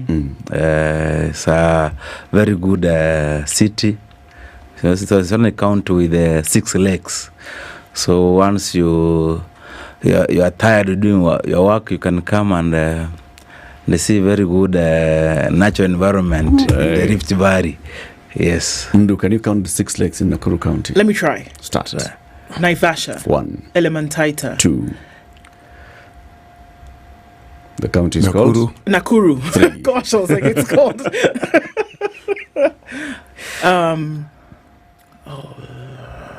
Did I say Elementaita? Yes, you did. No, there's always TC says and France. And Elementaita. And Elementaita. And Nakuru. Naivasha. And Naivasha. Those are 6. What are the other 3, Dr. But we'll continue with that. We'll continue. Okay. So you'll tell us as we go. Yes. Also, Nakuru is where Keringet is in Nakuru. Yes. Okay? Yes. And the water bottling company is there. Yes. Water is bottled at source at Keringet by Keringet. And they're saying, own your richness. City. Tell him why.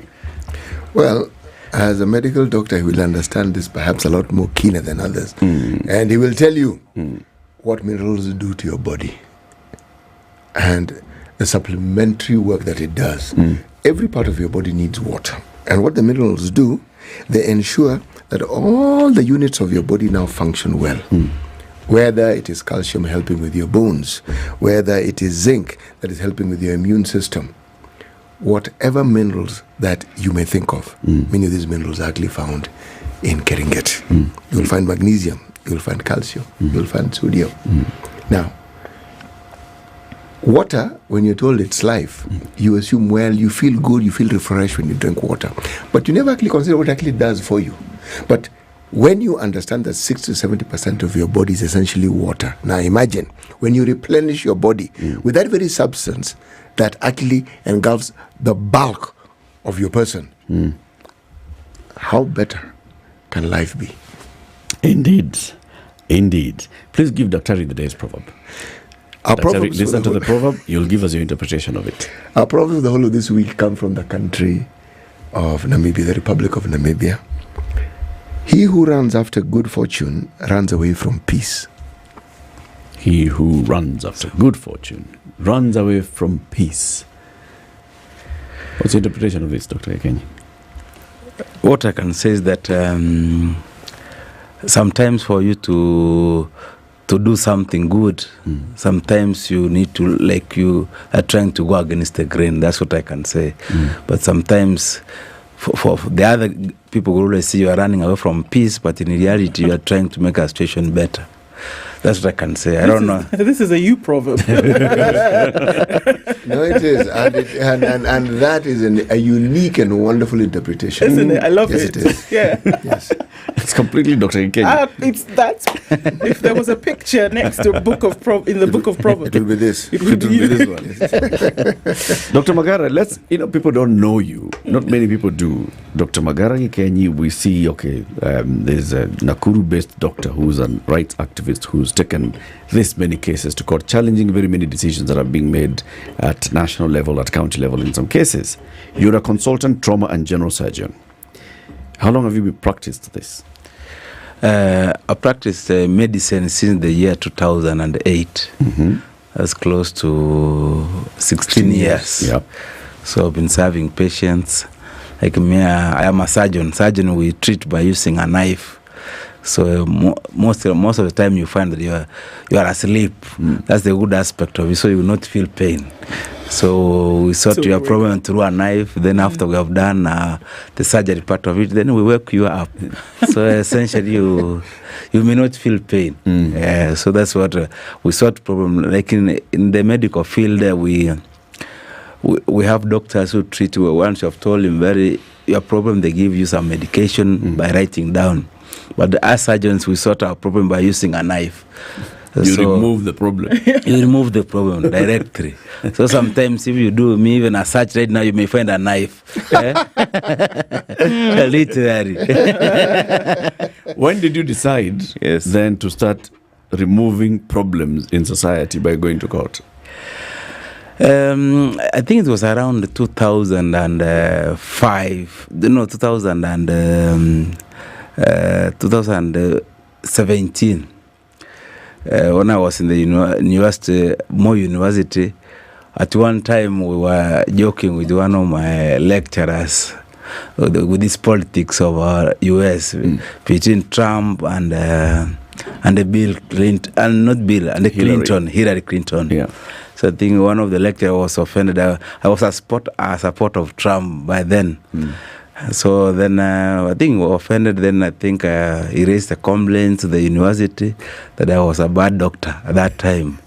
So without being given an opportunity, I was suspended from university just on that political aspect alone. So because of that aspect, so I moved to court. I got the orders of injunction to allow me continue my education.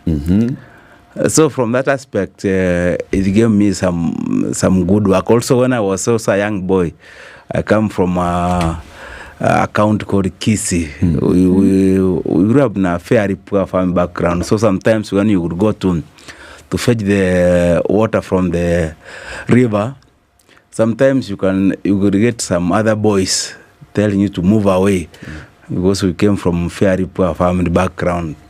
My dad had 16 children, and then and so we were not very respected in that society. So because of that, then I said when I grew up, I would try because I was trying. People were trying to stop me from fetching water. Just like I don't know if for those who live in town, you may not understand. For those who live in the village, fetching water just from a spring. Just walk in with your mtungi, and then yes, with some 2 pipes there where you put, and then you take home. So sometimes you always ask, this water's coming a lot, and somebody's telling you that you can't access it, or you have to wait until that person finishes. So I see, in my small aspect as a boy, I said this is just I will always try and work against that aspect. Even sometimes when you get sick, I used to go to a dispensary.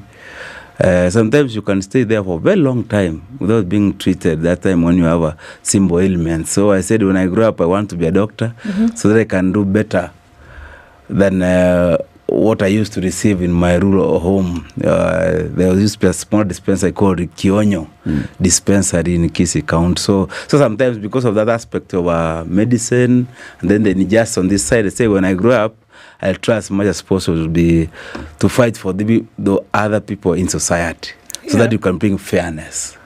That's interesting that you say that because you went into a profession, the medical profession, obviously, but then what you've said that you consider to be injustices has gone beyond fighting in the medical field, and that's how a lot more people have come to know of you and what you do.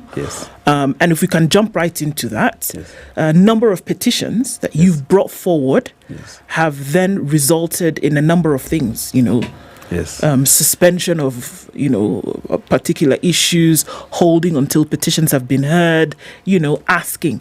Do you see these, even before we go to the details, do you see these as fighting what you consider to be injustices? Yes, but I consider this one, I fight this one because we realize sometimes as a society, we need to work hard, especially for those who cannot defend themselves. So, for example, like most people, I can call them the young people. Me and you were the young, because according to WHO, all age starts at 65. Anybody who is below 65 is a young person. So all people start at 65 and above. So sometimes the challenge we have is that sometimes we can make a lot of issues, but we can what they call keyboard warriors. We just talk a lot, but we don't move from that step forward. Sometimes I always say it's good to move forward so that you can fight for what you consider right.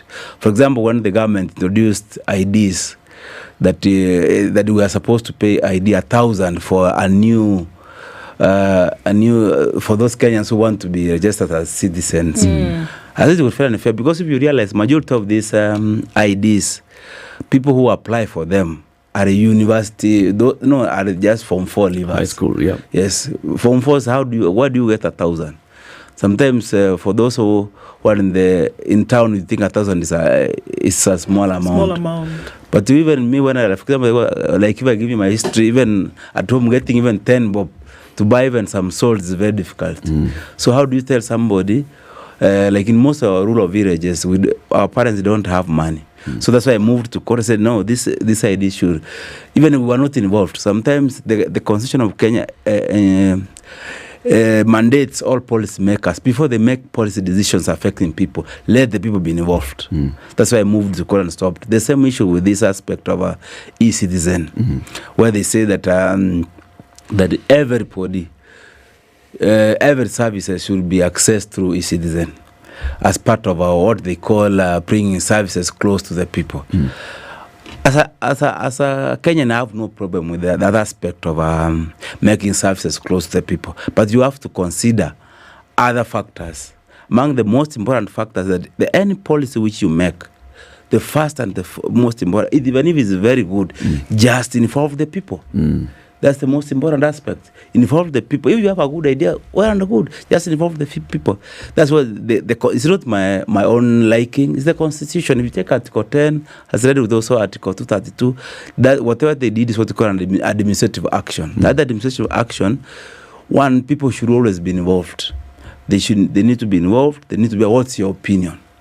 How do you go about it? For example, even the 50 cents, they say they are calling convenience fee. 50 bob, yes. The convenience fee. Sometimes people see when we sit in big tables, we see 50 bob is a small amount.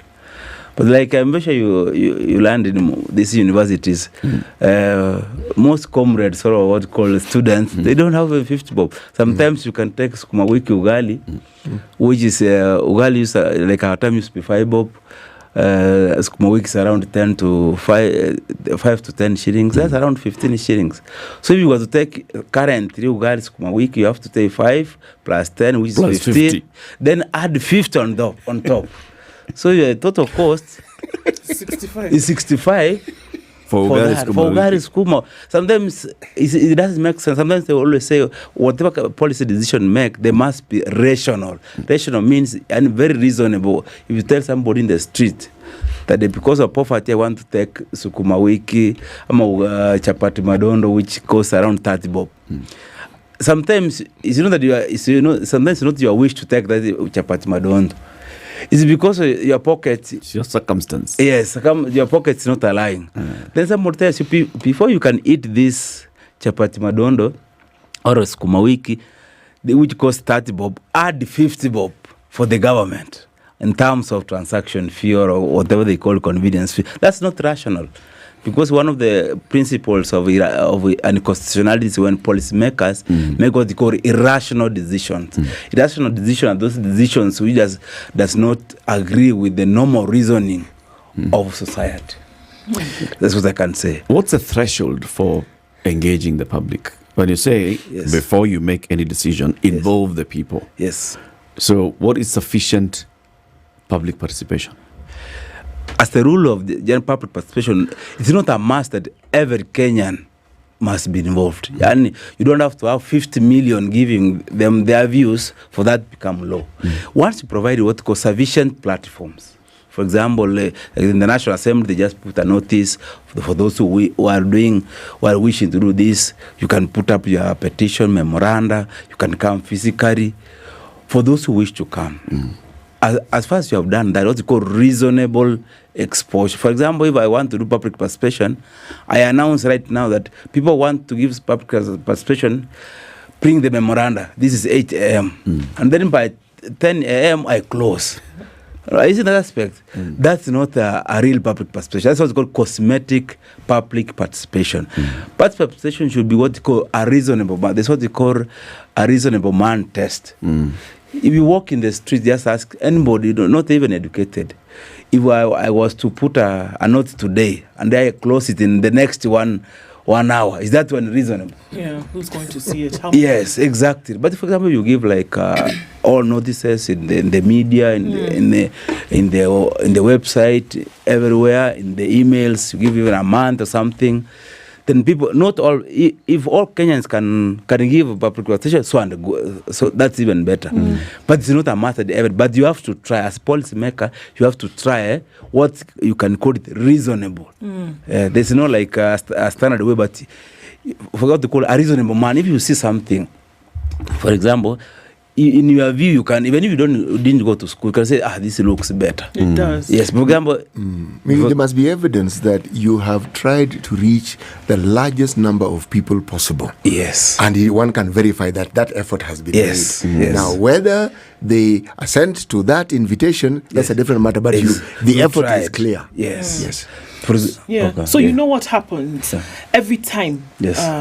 But we obviously, Doc, this is not the first time you've brought about an objection like this. Petition then ensues. Yes. But every time it happens, the backlash that comes, especially from those who instituted the original, idea, is that Kenyans are anti-development and anti-progress that the government is trying to put in place that will essentially help Kenyans. What do you have to say to that? Because you will hear a lot of it. It already started yesterday. The president spoke from overseas and said, you know what? Okay, there's a petition, you're trying to block it, but it's going to happen anyway. What stirs you when you hear things like that? Number one, I can start like me, I like for development. And most Kenyans are very reasonable. But that's what I always believe. Kenyans are very reasonable. Nobody is against development. For example, this issue of paying school fees through e-citizen is a good idea. It's not a bad idea per se. But number one, there are various pros. Number one, people were not involved. The involvement of the people is not a choice. Like when the president was swearing in, he was given a constitution and they said he will swear by what the constitution says. This is not my wording. They say wherever policy can be good, involve the people first. So if the constitution is saying, then are you saying that the constitution is bad? That's the same constitution which also gave him the authority to do whatever he wants to be the president. Number two, you have in the process, you must make that whatever decision you make, you must consider all other aspects or all stakeholders in that field. Like in the education sector, we have many stakeholders. We have parents, we have students who are involved. We have education officials. We have even our members of parliament.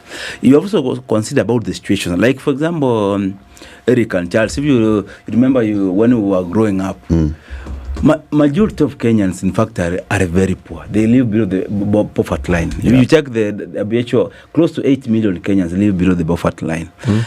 And if you realize, only 700,000 of Kenyans are employed by government. And then 3.5 million Kenyans are employed in a formal employment, formal. And then 15 million are informal, which means close to 30 million are not employed. For example, education is a right. They always say, as a parent, if you want to give anything as an inheritance to a child, no, you can give him land, that's an extra, you can give him car, anything. But the best thing you can give a child as an inheritance is just education. If you can give a child education, even if you don't give him anything, he or she will grow up and she will move his or her own life very well. For example, when the school fees, most of us grew up, they were told we grew up in a fairly poor family background. I'm very sure even most of you, when you grew up, that's the same aspect, and that's where you are here. We did not have enough money to pay school fees. Our parents used to, if they have a sack of maize, just go and talk with the headmaster. You have this sack, that's converted for fees. You can go even with mbuzi. Ambe mwalimu, to be honest, in a person, he or she, the mother or the father, is not that he's faking, it's real. He doesn't have the money. The only thing he can have is mbuzi or a condor, or then the maize or beans. Then they ask exactly. You want to give mwalimu, because you don't have them. The mwalimu is not my wish. I'm not paying fees. Kindly allow my child. More than not, students are sent back home. Yes. Immediately they are sent back home, the parent comes with him or her to the headmaster. Mwalimu, kindly, even if I stay with this child even 3 weeks, to be honest, nothing comes like trying to milk a stone. Just kind of have this sack of maize. Convert to fees, I would want to look for others. It's another aspect. And that's how most of us learn, and we are doctors because by virtue of that. And sometimes, so how do you give mbuzi, how do you exchange mbuzi in e-citizen? Even mbuzi itself, if you were trying to put it in the portal, it will not even... the only thing you need to do is, first, you have to go to the market and sell it, and hoping that you will find a buyer. Daktari, does the directive say you cannot accept mbuzi? The directive from Dr. Bello. I'm very sure they does not say, but sometimes I'm saying, what we are saying is that they are saying all fees should be paid by that. So what does the word all? It's an English name. All encompassing, total. All, everything. Exactly. We're saying, but they say without that, exception. Without exception. Yes. I agree, did not say specific, mbuzi is not allowed, but when somebody says all, and if you say some, we pay fees in then this one. Then we know that the mbuzi is not included. Mbuzi is allowed.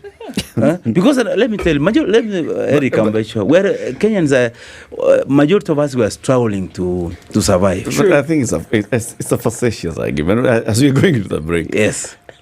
there is no directive from the ministry that says headmaster, mzazi akikuja na miwa, kura miwa, toa school fees. Nowhere. But circumstances allow the headmaster to do that, to accept the miwa, to accept the muzi. Is it on government paper anywhere? No, That it's a not. headmaster, you should. So that's what I'm saying. But Eric, I'm asking you, that's the word. I'm sure you read. What does all mean? What does the word all mean? Just if somebody can look for a dictionary. You know, Dr. We had this discussion earlier on. I was the chairman of the board of management of a school in the village, and I was telling him, sometimes a parent has skills. Yes. You need to build. They'll come and build for you, but they don't have money. Yes. So you convert the labor. Yes. Exactly. Into money. So if I'm to go by his reasoning, you can't fit labor into his reason. 26 minutes to 9. Let's take a break. Dr. Magaragi Kenyi is a human rights activist. He is one of several petitioners who have gone to court to challenge this order for school fees to be paid through e-citizen. His is actually the one that has ended up now seeing this suspension pending hearing of the case. He has taken many other cases in court, and we are asking him the thinking behind it, and also just having a conversation to understand this new human rights activist in our midst. He's called the new Okiya Mtata, in the footsteps of Okiya Mtata. But there are many like him. We'll be back shortly. Good morning. This is the Situation Room, the only way to start your day. This is one of the hottest show that we can never miss any morning, and it's a show that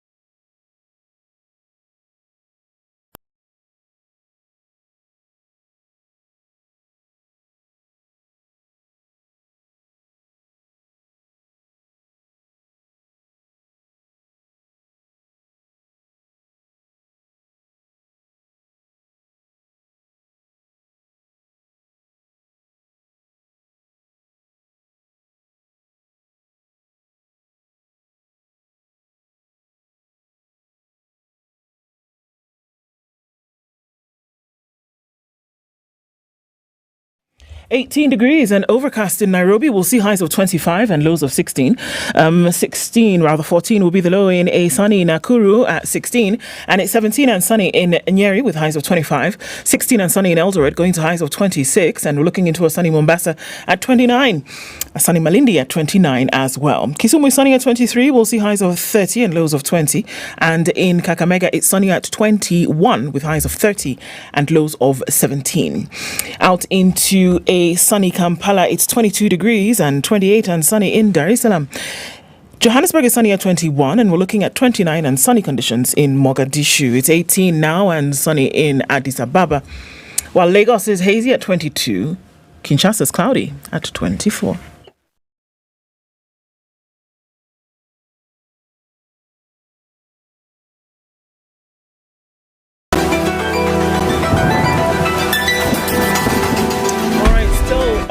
Lots of traffic on the Thika Superhighway.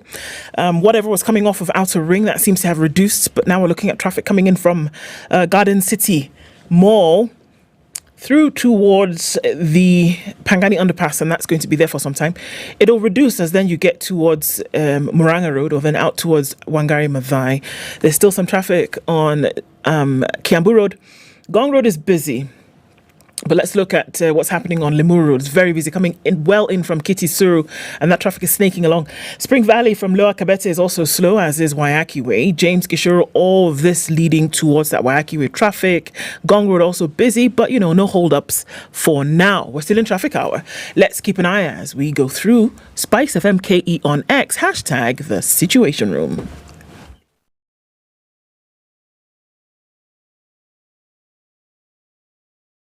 Mature, intelligent talk every morning. Spice up yourself.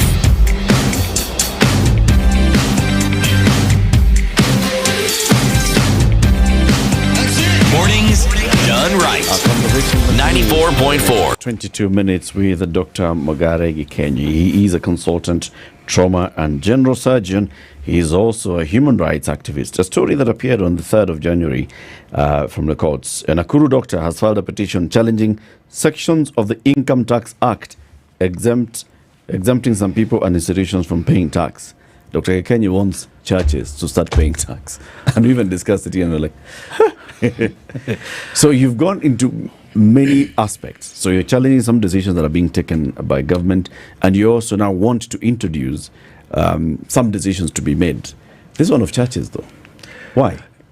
In fact, that petition, what I was saying, for example, if you read Article 201 of the Constitution, it says that tax burden should be shared fairly and equitably to all people in society. That's what I was asking even before we close. What does the word all mean? Then, if you look at also the statutes of the Income Tax Act, Cap 470 of the laws of Kenya, that's Section 3, as read with Section 13 and the first schedule of the Income Tax Act. It gives exemptions to some groups of people. In fact, it includes even the CS for Treasury can decide to gazette Eric, you as a person, not to pay tax. So that's what we were trying to ask the court. What's the rationale for that? Because according to the sources of law, the Constitution is superior than an act of parliament. So that's what we were trying to tell the court. The tax, Kenyans are taxed as a matter of fact. But that tax, in my view, or what the law says, should be shared, that burden should be shared equally among all people in society. That was the basis of what I was saying. Find that first, 2:1 says the tax burden should be shared equally. It's like if we were to carry a bag of maize, which we are supposed to eat for the whole family. You cannot allow 2-3 people to carry, then the other one is just relaxing. Saying, oh, just carry me, my work is just eating. So that's what I was trying to put across. That generally, let us have. In fact, if you remember even before this one, MPs never used to pay tax. Of course, after the petition which was filed, they started. But what we are trying essentially saying is that most of us were recovering because of the tax burden. But what I'm also saying at the same time, that let this tax burden be shared equally and equitably. It does not matter which sectors of the economy you are. If you are in the media industry, pay the income tax. If you are in the medical industry, tax. If you are in the religious industry, tax. If you are in the everywhere, tax. That was the basis of the argument. So, Dr. How do you decide which cases to take to court? Do you receive petitions from people, lakini najua daktari, I think peleka hii kotini, or do you sit and see something and you think, this one I need to take to court? Yes, first you have to know the current, you have to read newspapers, get media, so that you can know the current aspect. In addition, most of the time, most of my work as a surgeon, I'm very busy. I'm also an employee of county government of Nakuru. So I wake up very early in the morning, normally around 7 or 8 after eating breakfast. That's very early. I go to do the hospital. Sometimes I also teach our young colleagues, doctors, so that they can become like us. After that, I do ward rounds. Just you ensure that all patients are okay. Then you do surgery in the theater. Then essentially the whole day ends in that aspect. So by ukitoka around 4-5 or thereabout, you come home, you see your family. I like a family generally, like me, I like children and our family as a whole. Because sometimes after all said and done, the family refreshes you and moves on. But sometimes during that time you find that there's something which you have learned during the day, which needs, in my opinion, attention. I have a computer in my home. So you go there and then you draft a petition. Yourself there between 8 to even 10 or between 10 to 1 a.m. You make it sound like a hobby where somebody would read a book. Well, I draft petitions when I'm Yes, I like drafting. I journal. Yes. Yes. I like drafting petition, and even after that, I like writing submissions. Submissions is what you tell the court to your thinking, apart from the facts that you're thinking and the basis of the law. Then, because of the e-filing system, which was brought by former Chief Justice Maraga, so by 1 a.m. you just file online and they pay through M-Pesa. And then you wait for the case to take its natural course, the court to hear what your view, they agree with you or they disagree with you, and life moves on. Does it? This is the thing, that, you can't run away from speculation and conspiracy, etc., etc. But there are many folks also, maybe who would sit in the container of backlash, who are saying that you're sponsored by people. These people, interestingly enough, could either be on the government side who are actually not all right with what's happening in government. These people could be on the other side of government who actually just want to make sure that they're a constant, thorn in the government's flesh, but that you, Daktari, are not acting on your own. What do you have to say about that? First, this is the first time I'm getting that aspect. Really? There has been those aspects of that, I'm sponsored, generally, to be honest, I always believe if I give you my history where I grew up, I don't like what I consider injustice, especially for those who cannot defend themselves. Charles and Eric and Oko, what I'm trying to put across is that if you look in Kenya, there are three major groups of people. They're what called the upper class, the who owns Kenya. They have billions in banks and others outside. Then there's what's called the low class. The low class is the person who wakes up one morning, the only thing he or she thinks is how to eat. He doesn't even think about security. Security comes third and fourth.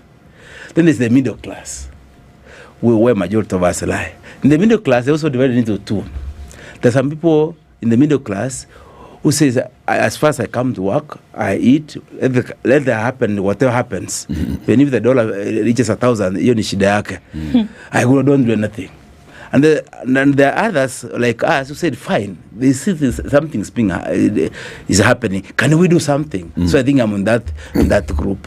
So for example, like for the story I told that I grew up in a fair from a background, but currently I'm employed among the few privileged 700,000 government employees.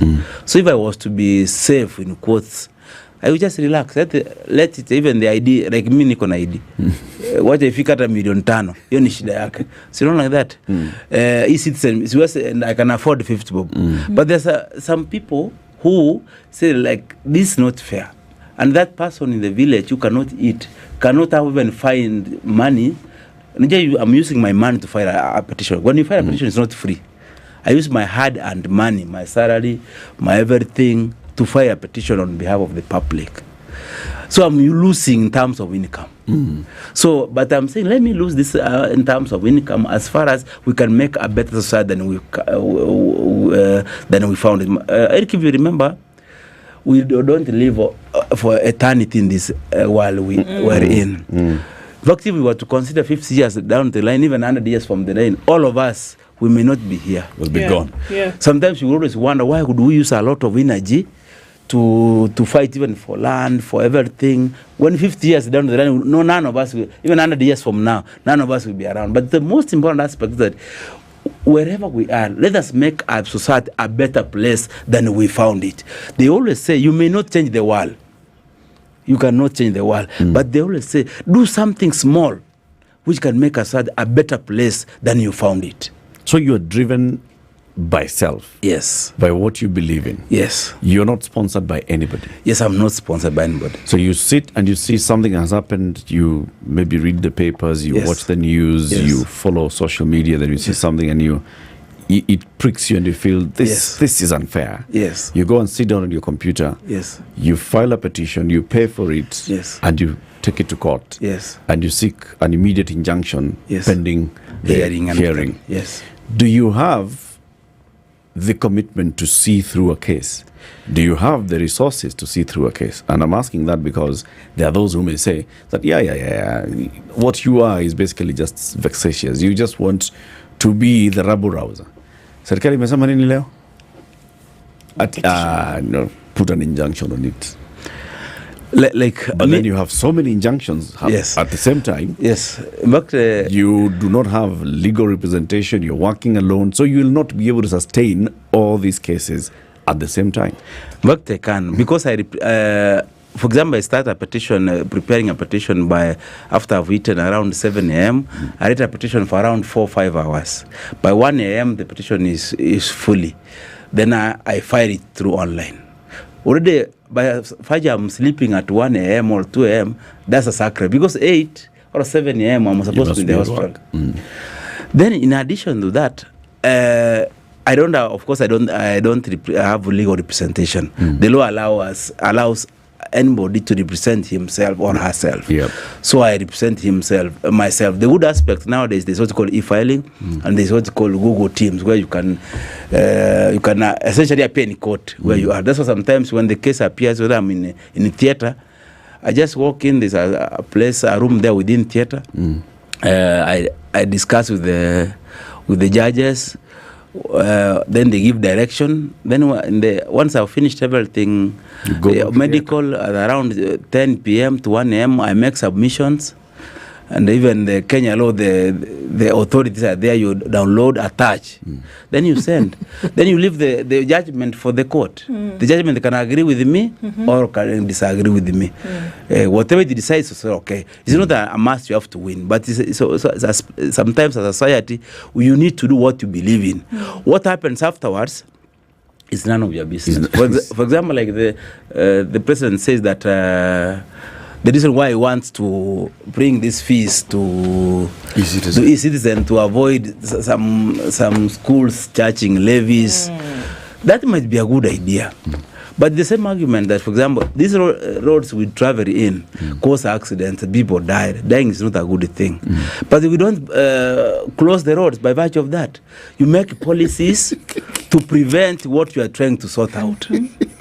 I think that's why we have laws. When something happens, you don't shut the whole thing down. Exactly. Just make policies. For example, a whole president saying that they want to do that. He has every instruments of power to do that. He has DCI, he can investigate, he has officers, he can go. If we have 1 or 2 teachers who are misappropriating funds, they should be held accountable. But generally, what I know from my honest experience, teachers are among the best professionals I know about. Of course, you can't miss 1 or 2 was one of issues, which is the same like in all professions. Like in the media, most people you are good, but you cannot miss 1 or 2 is like even the medical profession we are also good, but you cannot miss 1 or 2 is. But by value 1 or 2 doctors is bad. You cannot say close the whole medical fraternity or all the close all hospitals. So that's what I'm saying at the end. If there is a problem with that, my view is that let us have checks and balances. Let's have policies. But when you are also doing that, the hallmark of anything just involve the people. This is it. And, I think it's interesting that's where you come back to at the end of the day. Yes. That if you're going to have a constitution, which upon it rests sovereign power in the people, that the decisions that you're going to make, which affect them, should include them at the very beginning. Yes. So as you keep saying that, then I hear you also saying that you have no personal gain that you're after here. Exactly. But you're saying, look, can we have a people-centered governance whereby people are involved for you to then go ahead and execute what then the people have said? Is that correct? Yeah. Like, for example, my issue is just to bring out what I think is a problem in society. You bring it out. You tell those institutions which have been put by the Constitution, which you are supposed to do. For example, when a bill is there, you write petition to Parliament. The normal things. When you have an issue which does not need Parliament, you move to court and do ABC. So at the end of the day, the hallmark of doing these things is to make us better. While you are doing that, sometimes you as a person you suffer because sometimes there's a risk. I'm very sure you have had some people getting lost and never found. But so be it. If that is the solution, the other people assuming something happens, I don't know who would do it, but assuming there are people who will remain. That society will be better, even if I'm not around. They will be better by my issues I raised than I left them. The principle is to leave the society a better place. You're prepared than you to pay left. the price. Yes. So that even in terms of financial aspect, fighting a petition is not cheap. The users, for example, this main petition is they take a lot of your financial aspect, they take a lot of your time. Then I'm also supposed to help my patients. I've also, apart from this, I also have a passion to serving on my patients. Majority of patients who come to public hospitals are not, I can say not very rich, but the so-called the middle class, they are those who have insurance. They rarely come to public hospitals. So I am serving what I consider the poorest of the poor in society. I put myself in their shoe when I was growing up. So I also I don't want to be paid by the government without working. That it means also I will be stealing from government. For example, if you are paid and you don't see patients, then it's not fair. That's why normally I always do most of my petition at night, between 8 a.m. to around 1 a.m. when I've done all the patient. But even when I'm doing the patients, the petition, if I get a call from the hospital, an emergency has occurred, somebody has been shot, like in the surgical field, you find somebody has been gunned, some 2-3 bullets in the abdomen. You have to leave that petition, because the petition you can continue tomorrow. You rush to theater, you stand there for 3, 4, 5 hours trying to sort out that patient so that the patient can be alive. You sort him or her out. If there is matumbo imetoka nje, unarudisha ndani. Kama medungwa kisu when they were there, unajaribu repair. Not like that. Unamwongezea damu. You step, because I want also my patient to have a good outcome. And at the end of the day, when I find a patient who was about to die and I've done something surgically, and the patient comes back and he walks out of that gate, it gives me a lot of motivation. I've said I've made a life, somebody's wife, somebody's son, somebody's daughter, to have a second chance in life. And it gives me that satisfaction. Even when I walk in the street, I find a patient who operated long time ago. Daktari, unisaidia mzee wangu. I just feel very happy. I feel happy. I may not even remember him or her, but I feel very happy. So that's why I'm saying that as a society, whereas we are also working the aspect of medical, we also need to, in the human rights aspect, we also need to ensure our patients get the best care, even if they are poor. Being poor should not be a crime. It shouldn't be. Yes. Daktari, if somebody felt, okay, I have some time. Yes. And maybe I can donate my time to Daktari. Yes. For research, for 1 or 2 things. Yes. Can they do that? Yeah, it would be extremely happy. Can you form a team? Okay. And then how do you guard against that team being infiltrated by saboteurs? Like, I'm sure you have learned about management. The buck stops at the boss. If you, for example, you are head of this group, if one of you have to monitor part of management, the so-called leadership and management. A manager does to ensure the society moves on. Yeah, there's a day-to-day running. A leader keeps with an idea so that it can bring that aspect of it. And so if you are the head of that leader, you are a leader in that group, you ensure that policies, the vision, everything. Because if you leave an organization to run on autopilot mode, then at the end of the day, the vision, the initial vision gets lost in between. You have to work extremely hard so that you ensure what you work for it is better. But the hallmark of everything, that let us leave this society a better society than we found it. Sometimes there will always be challenges. Sure. I don't disagree. Sometimes this aspect, what we are doing, is not for the faint-hearted.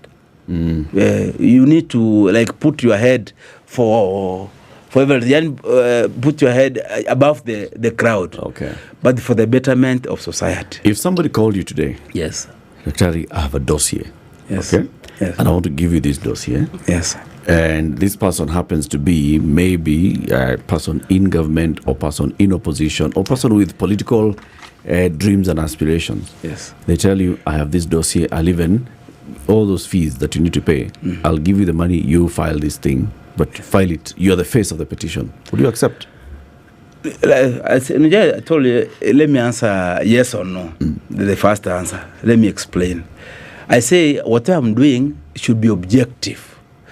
you see the petition, what it's trying to put across, and then you consider what the law says. For example, if you find somebody which says that somebody is planning to take all the fees of the students to take for personal use, he has brought you that dossier. Unangalia, what does the Constitution do? Does the Constitution allow a private person walk in with some public money? No. It doesn't matter the source of that information. What says is objective. Look at that issue objectively.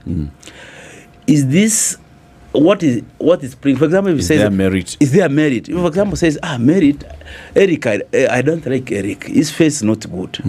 Let us take him to court. To change that face. Change that face. Or we ensure that he is fired. It's not like that. So unangalia from you can always see what objectively face here, Eric, how does it affect you?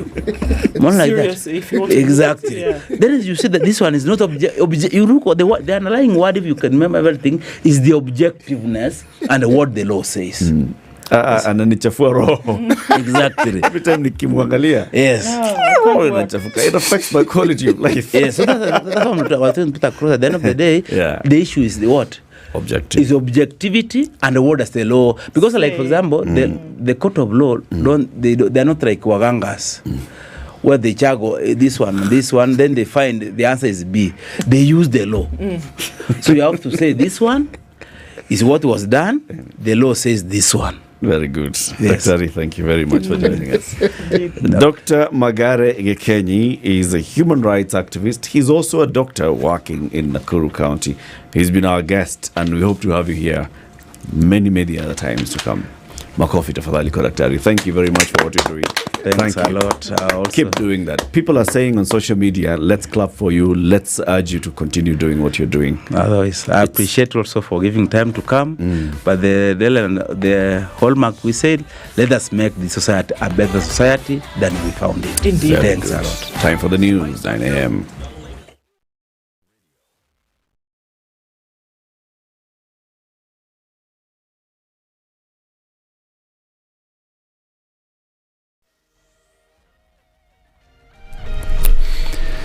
Good morning, this is Newswire. I'm Dennis Aseto. The Directorate of Criminal Investigations has cautioned Kenyans against falling prey to bogus online investment scams. In a statement, the DCI noted that a significant surge in such schemes nationwide has prompted it to investigate incidents where unsuspecting Kenyans fall victim to fraudsters posing as cryptocurrency investors. The DCI subsequently urged Kenyans to exercise caution and verify the legitimacy of online investment opportunities with the regulatory bodies, Capital Markets Authority and the Communications Authority before investing. The government, through the Private Security Regulatory Authority, will conduct an inspection of at least 6 major entertainment joints in Nairobi County. PSRA Director General Fazil Mohammed said that the inspection will be geared towards ensuring that the security guards employed by the premises are licensed according to the law. The authority disclosed that the clubs to be inspected on the said day, that is today, a Kettle House, Milan, Black Samurai, Oyster Bay, Embassy Bistro and Quiver Lounge, Kitengela. Nairobi County government employee Wilson Nahashan Kanani, who also owns the popular 1824 entertainment joint on Langata Road, has suffered another blow after the High Court declined to lift orders, freezing his assets amounting to 643.2 million shillings.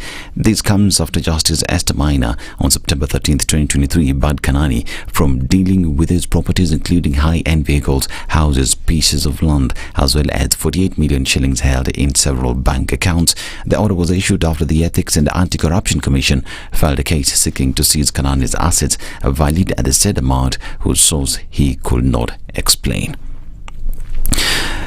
And Kakamega Senator Boni Khalwale has demanded 200 million shillings in compensation from businessman Cleophas Shimanyula for making defamatory statements against him in the wake of the recent death of his farmhand Kizito Amukuna Moi, lest he retract the comments. Khalwale claims that Shimanyula made derogatory and false statements on social media, casting doubt on the police investigation into the death of Kizito, who was reportedly killed by a bull last month. The Kakamega Senator had earlier initiated legal proceedings against Shimanyula for insinuating his role in Kizito's death, despite a post-mortem confirming that the farmhand was indeed killed by a bull.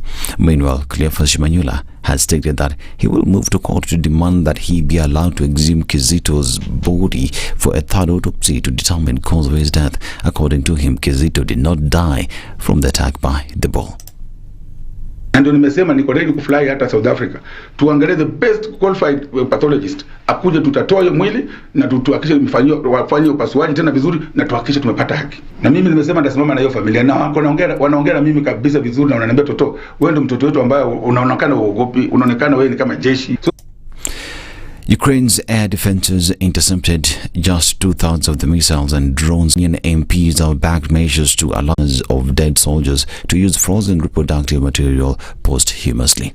And Pakistan is on the edge as the South Asian nation heads to the polls for a widely anticipated general election in which its charismatic and widely popular former leader is barred from standing. Imran Khan is a former international cricket star who rose to Pakistan's highest political office before he was ousted from power in a storm of controversy. Now the former Prime Minister is imprisoned on multiple convictions and banned from contesting the vote against his rivals, scions of the country's elite political dynasties. This is Newswire. Dennis Aseto. Good morning.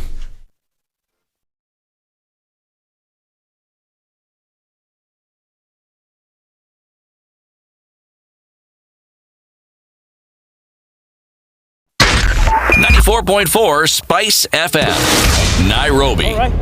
Okay, so a few minutes after 9 o'clock, and what does it look like? Traffic hasn't been held up for too much longer in most parts of the city, but we're just looking at the Thika Superhighway, then going west, Thika Superhighway, Kiambu Road, Limuru Road, and then looking at Lower Kabete. All of that still has an issue getting into the city, but in not for too much longer, it's opening up as we move along. But in not for too much longer, it's opening up as we move along. Jogo Road has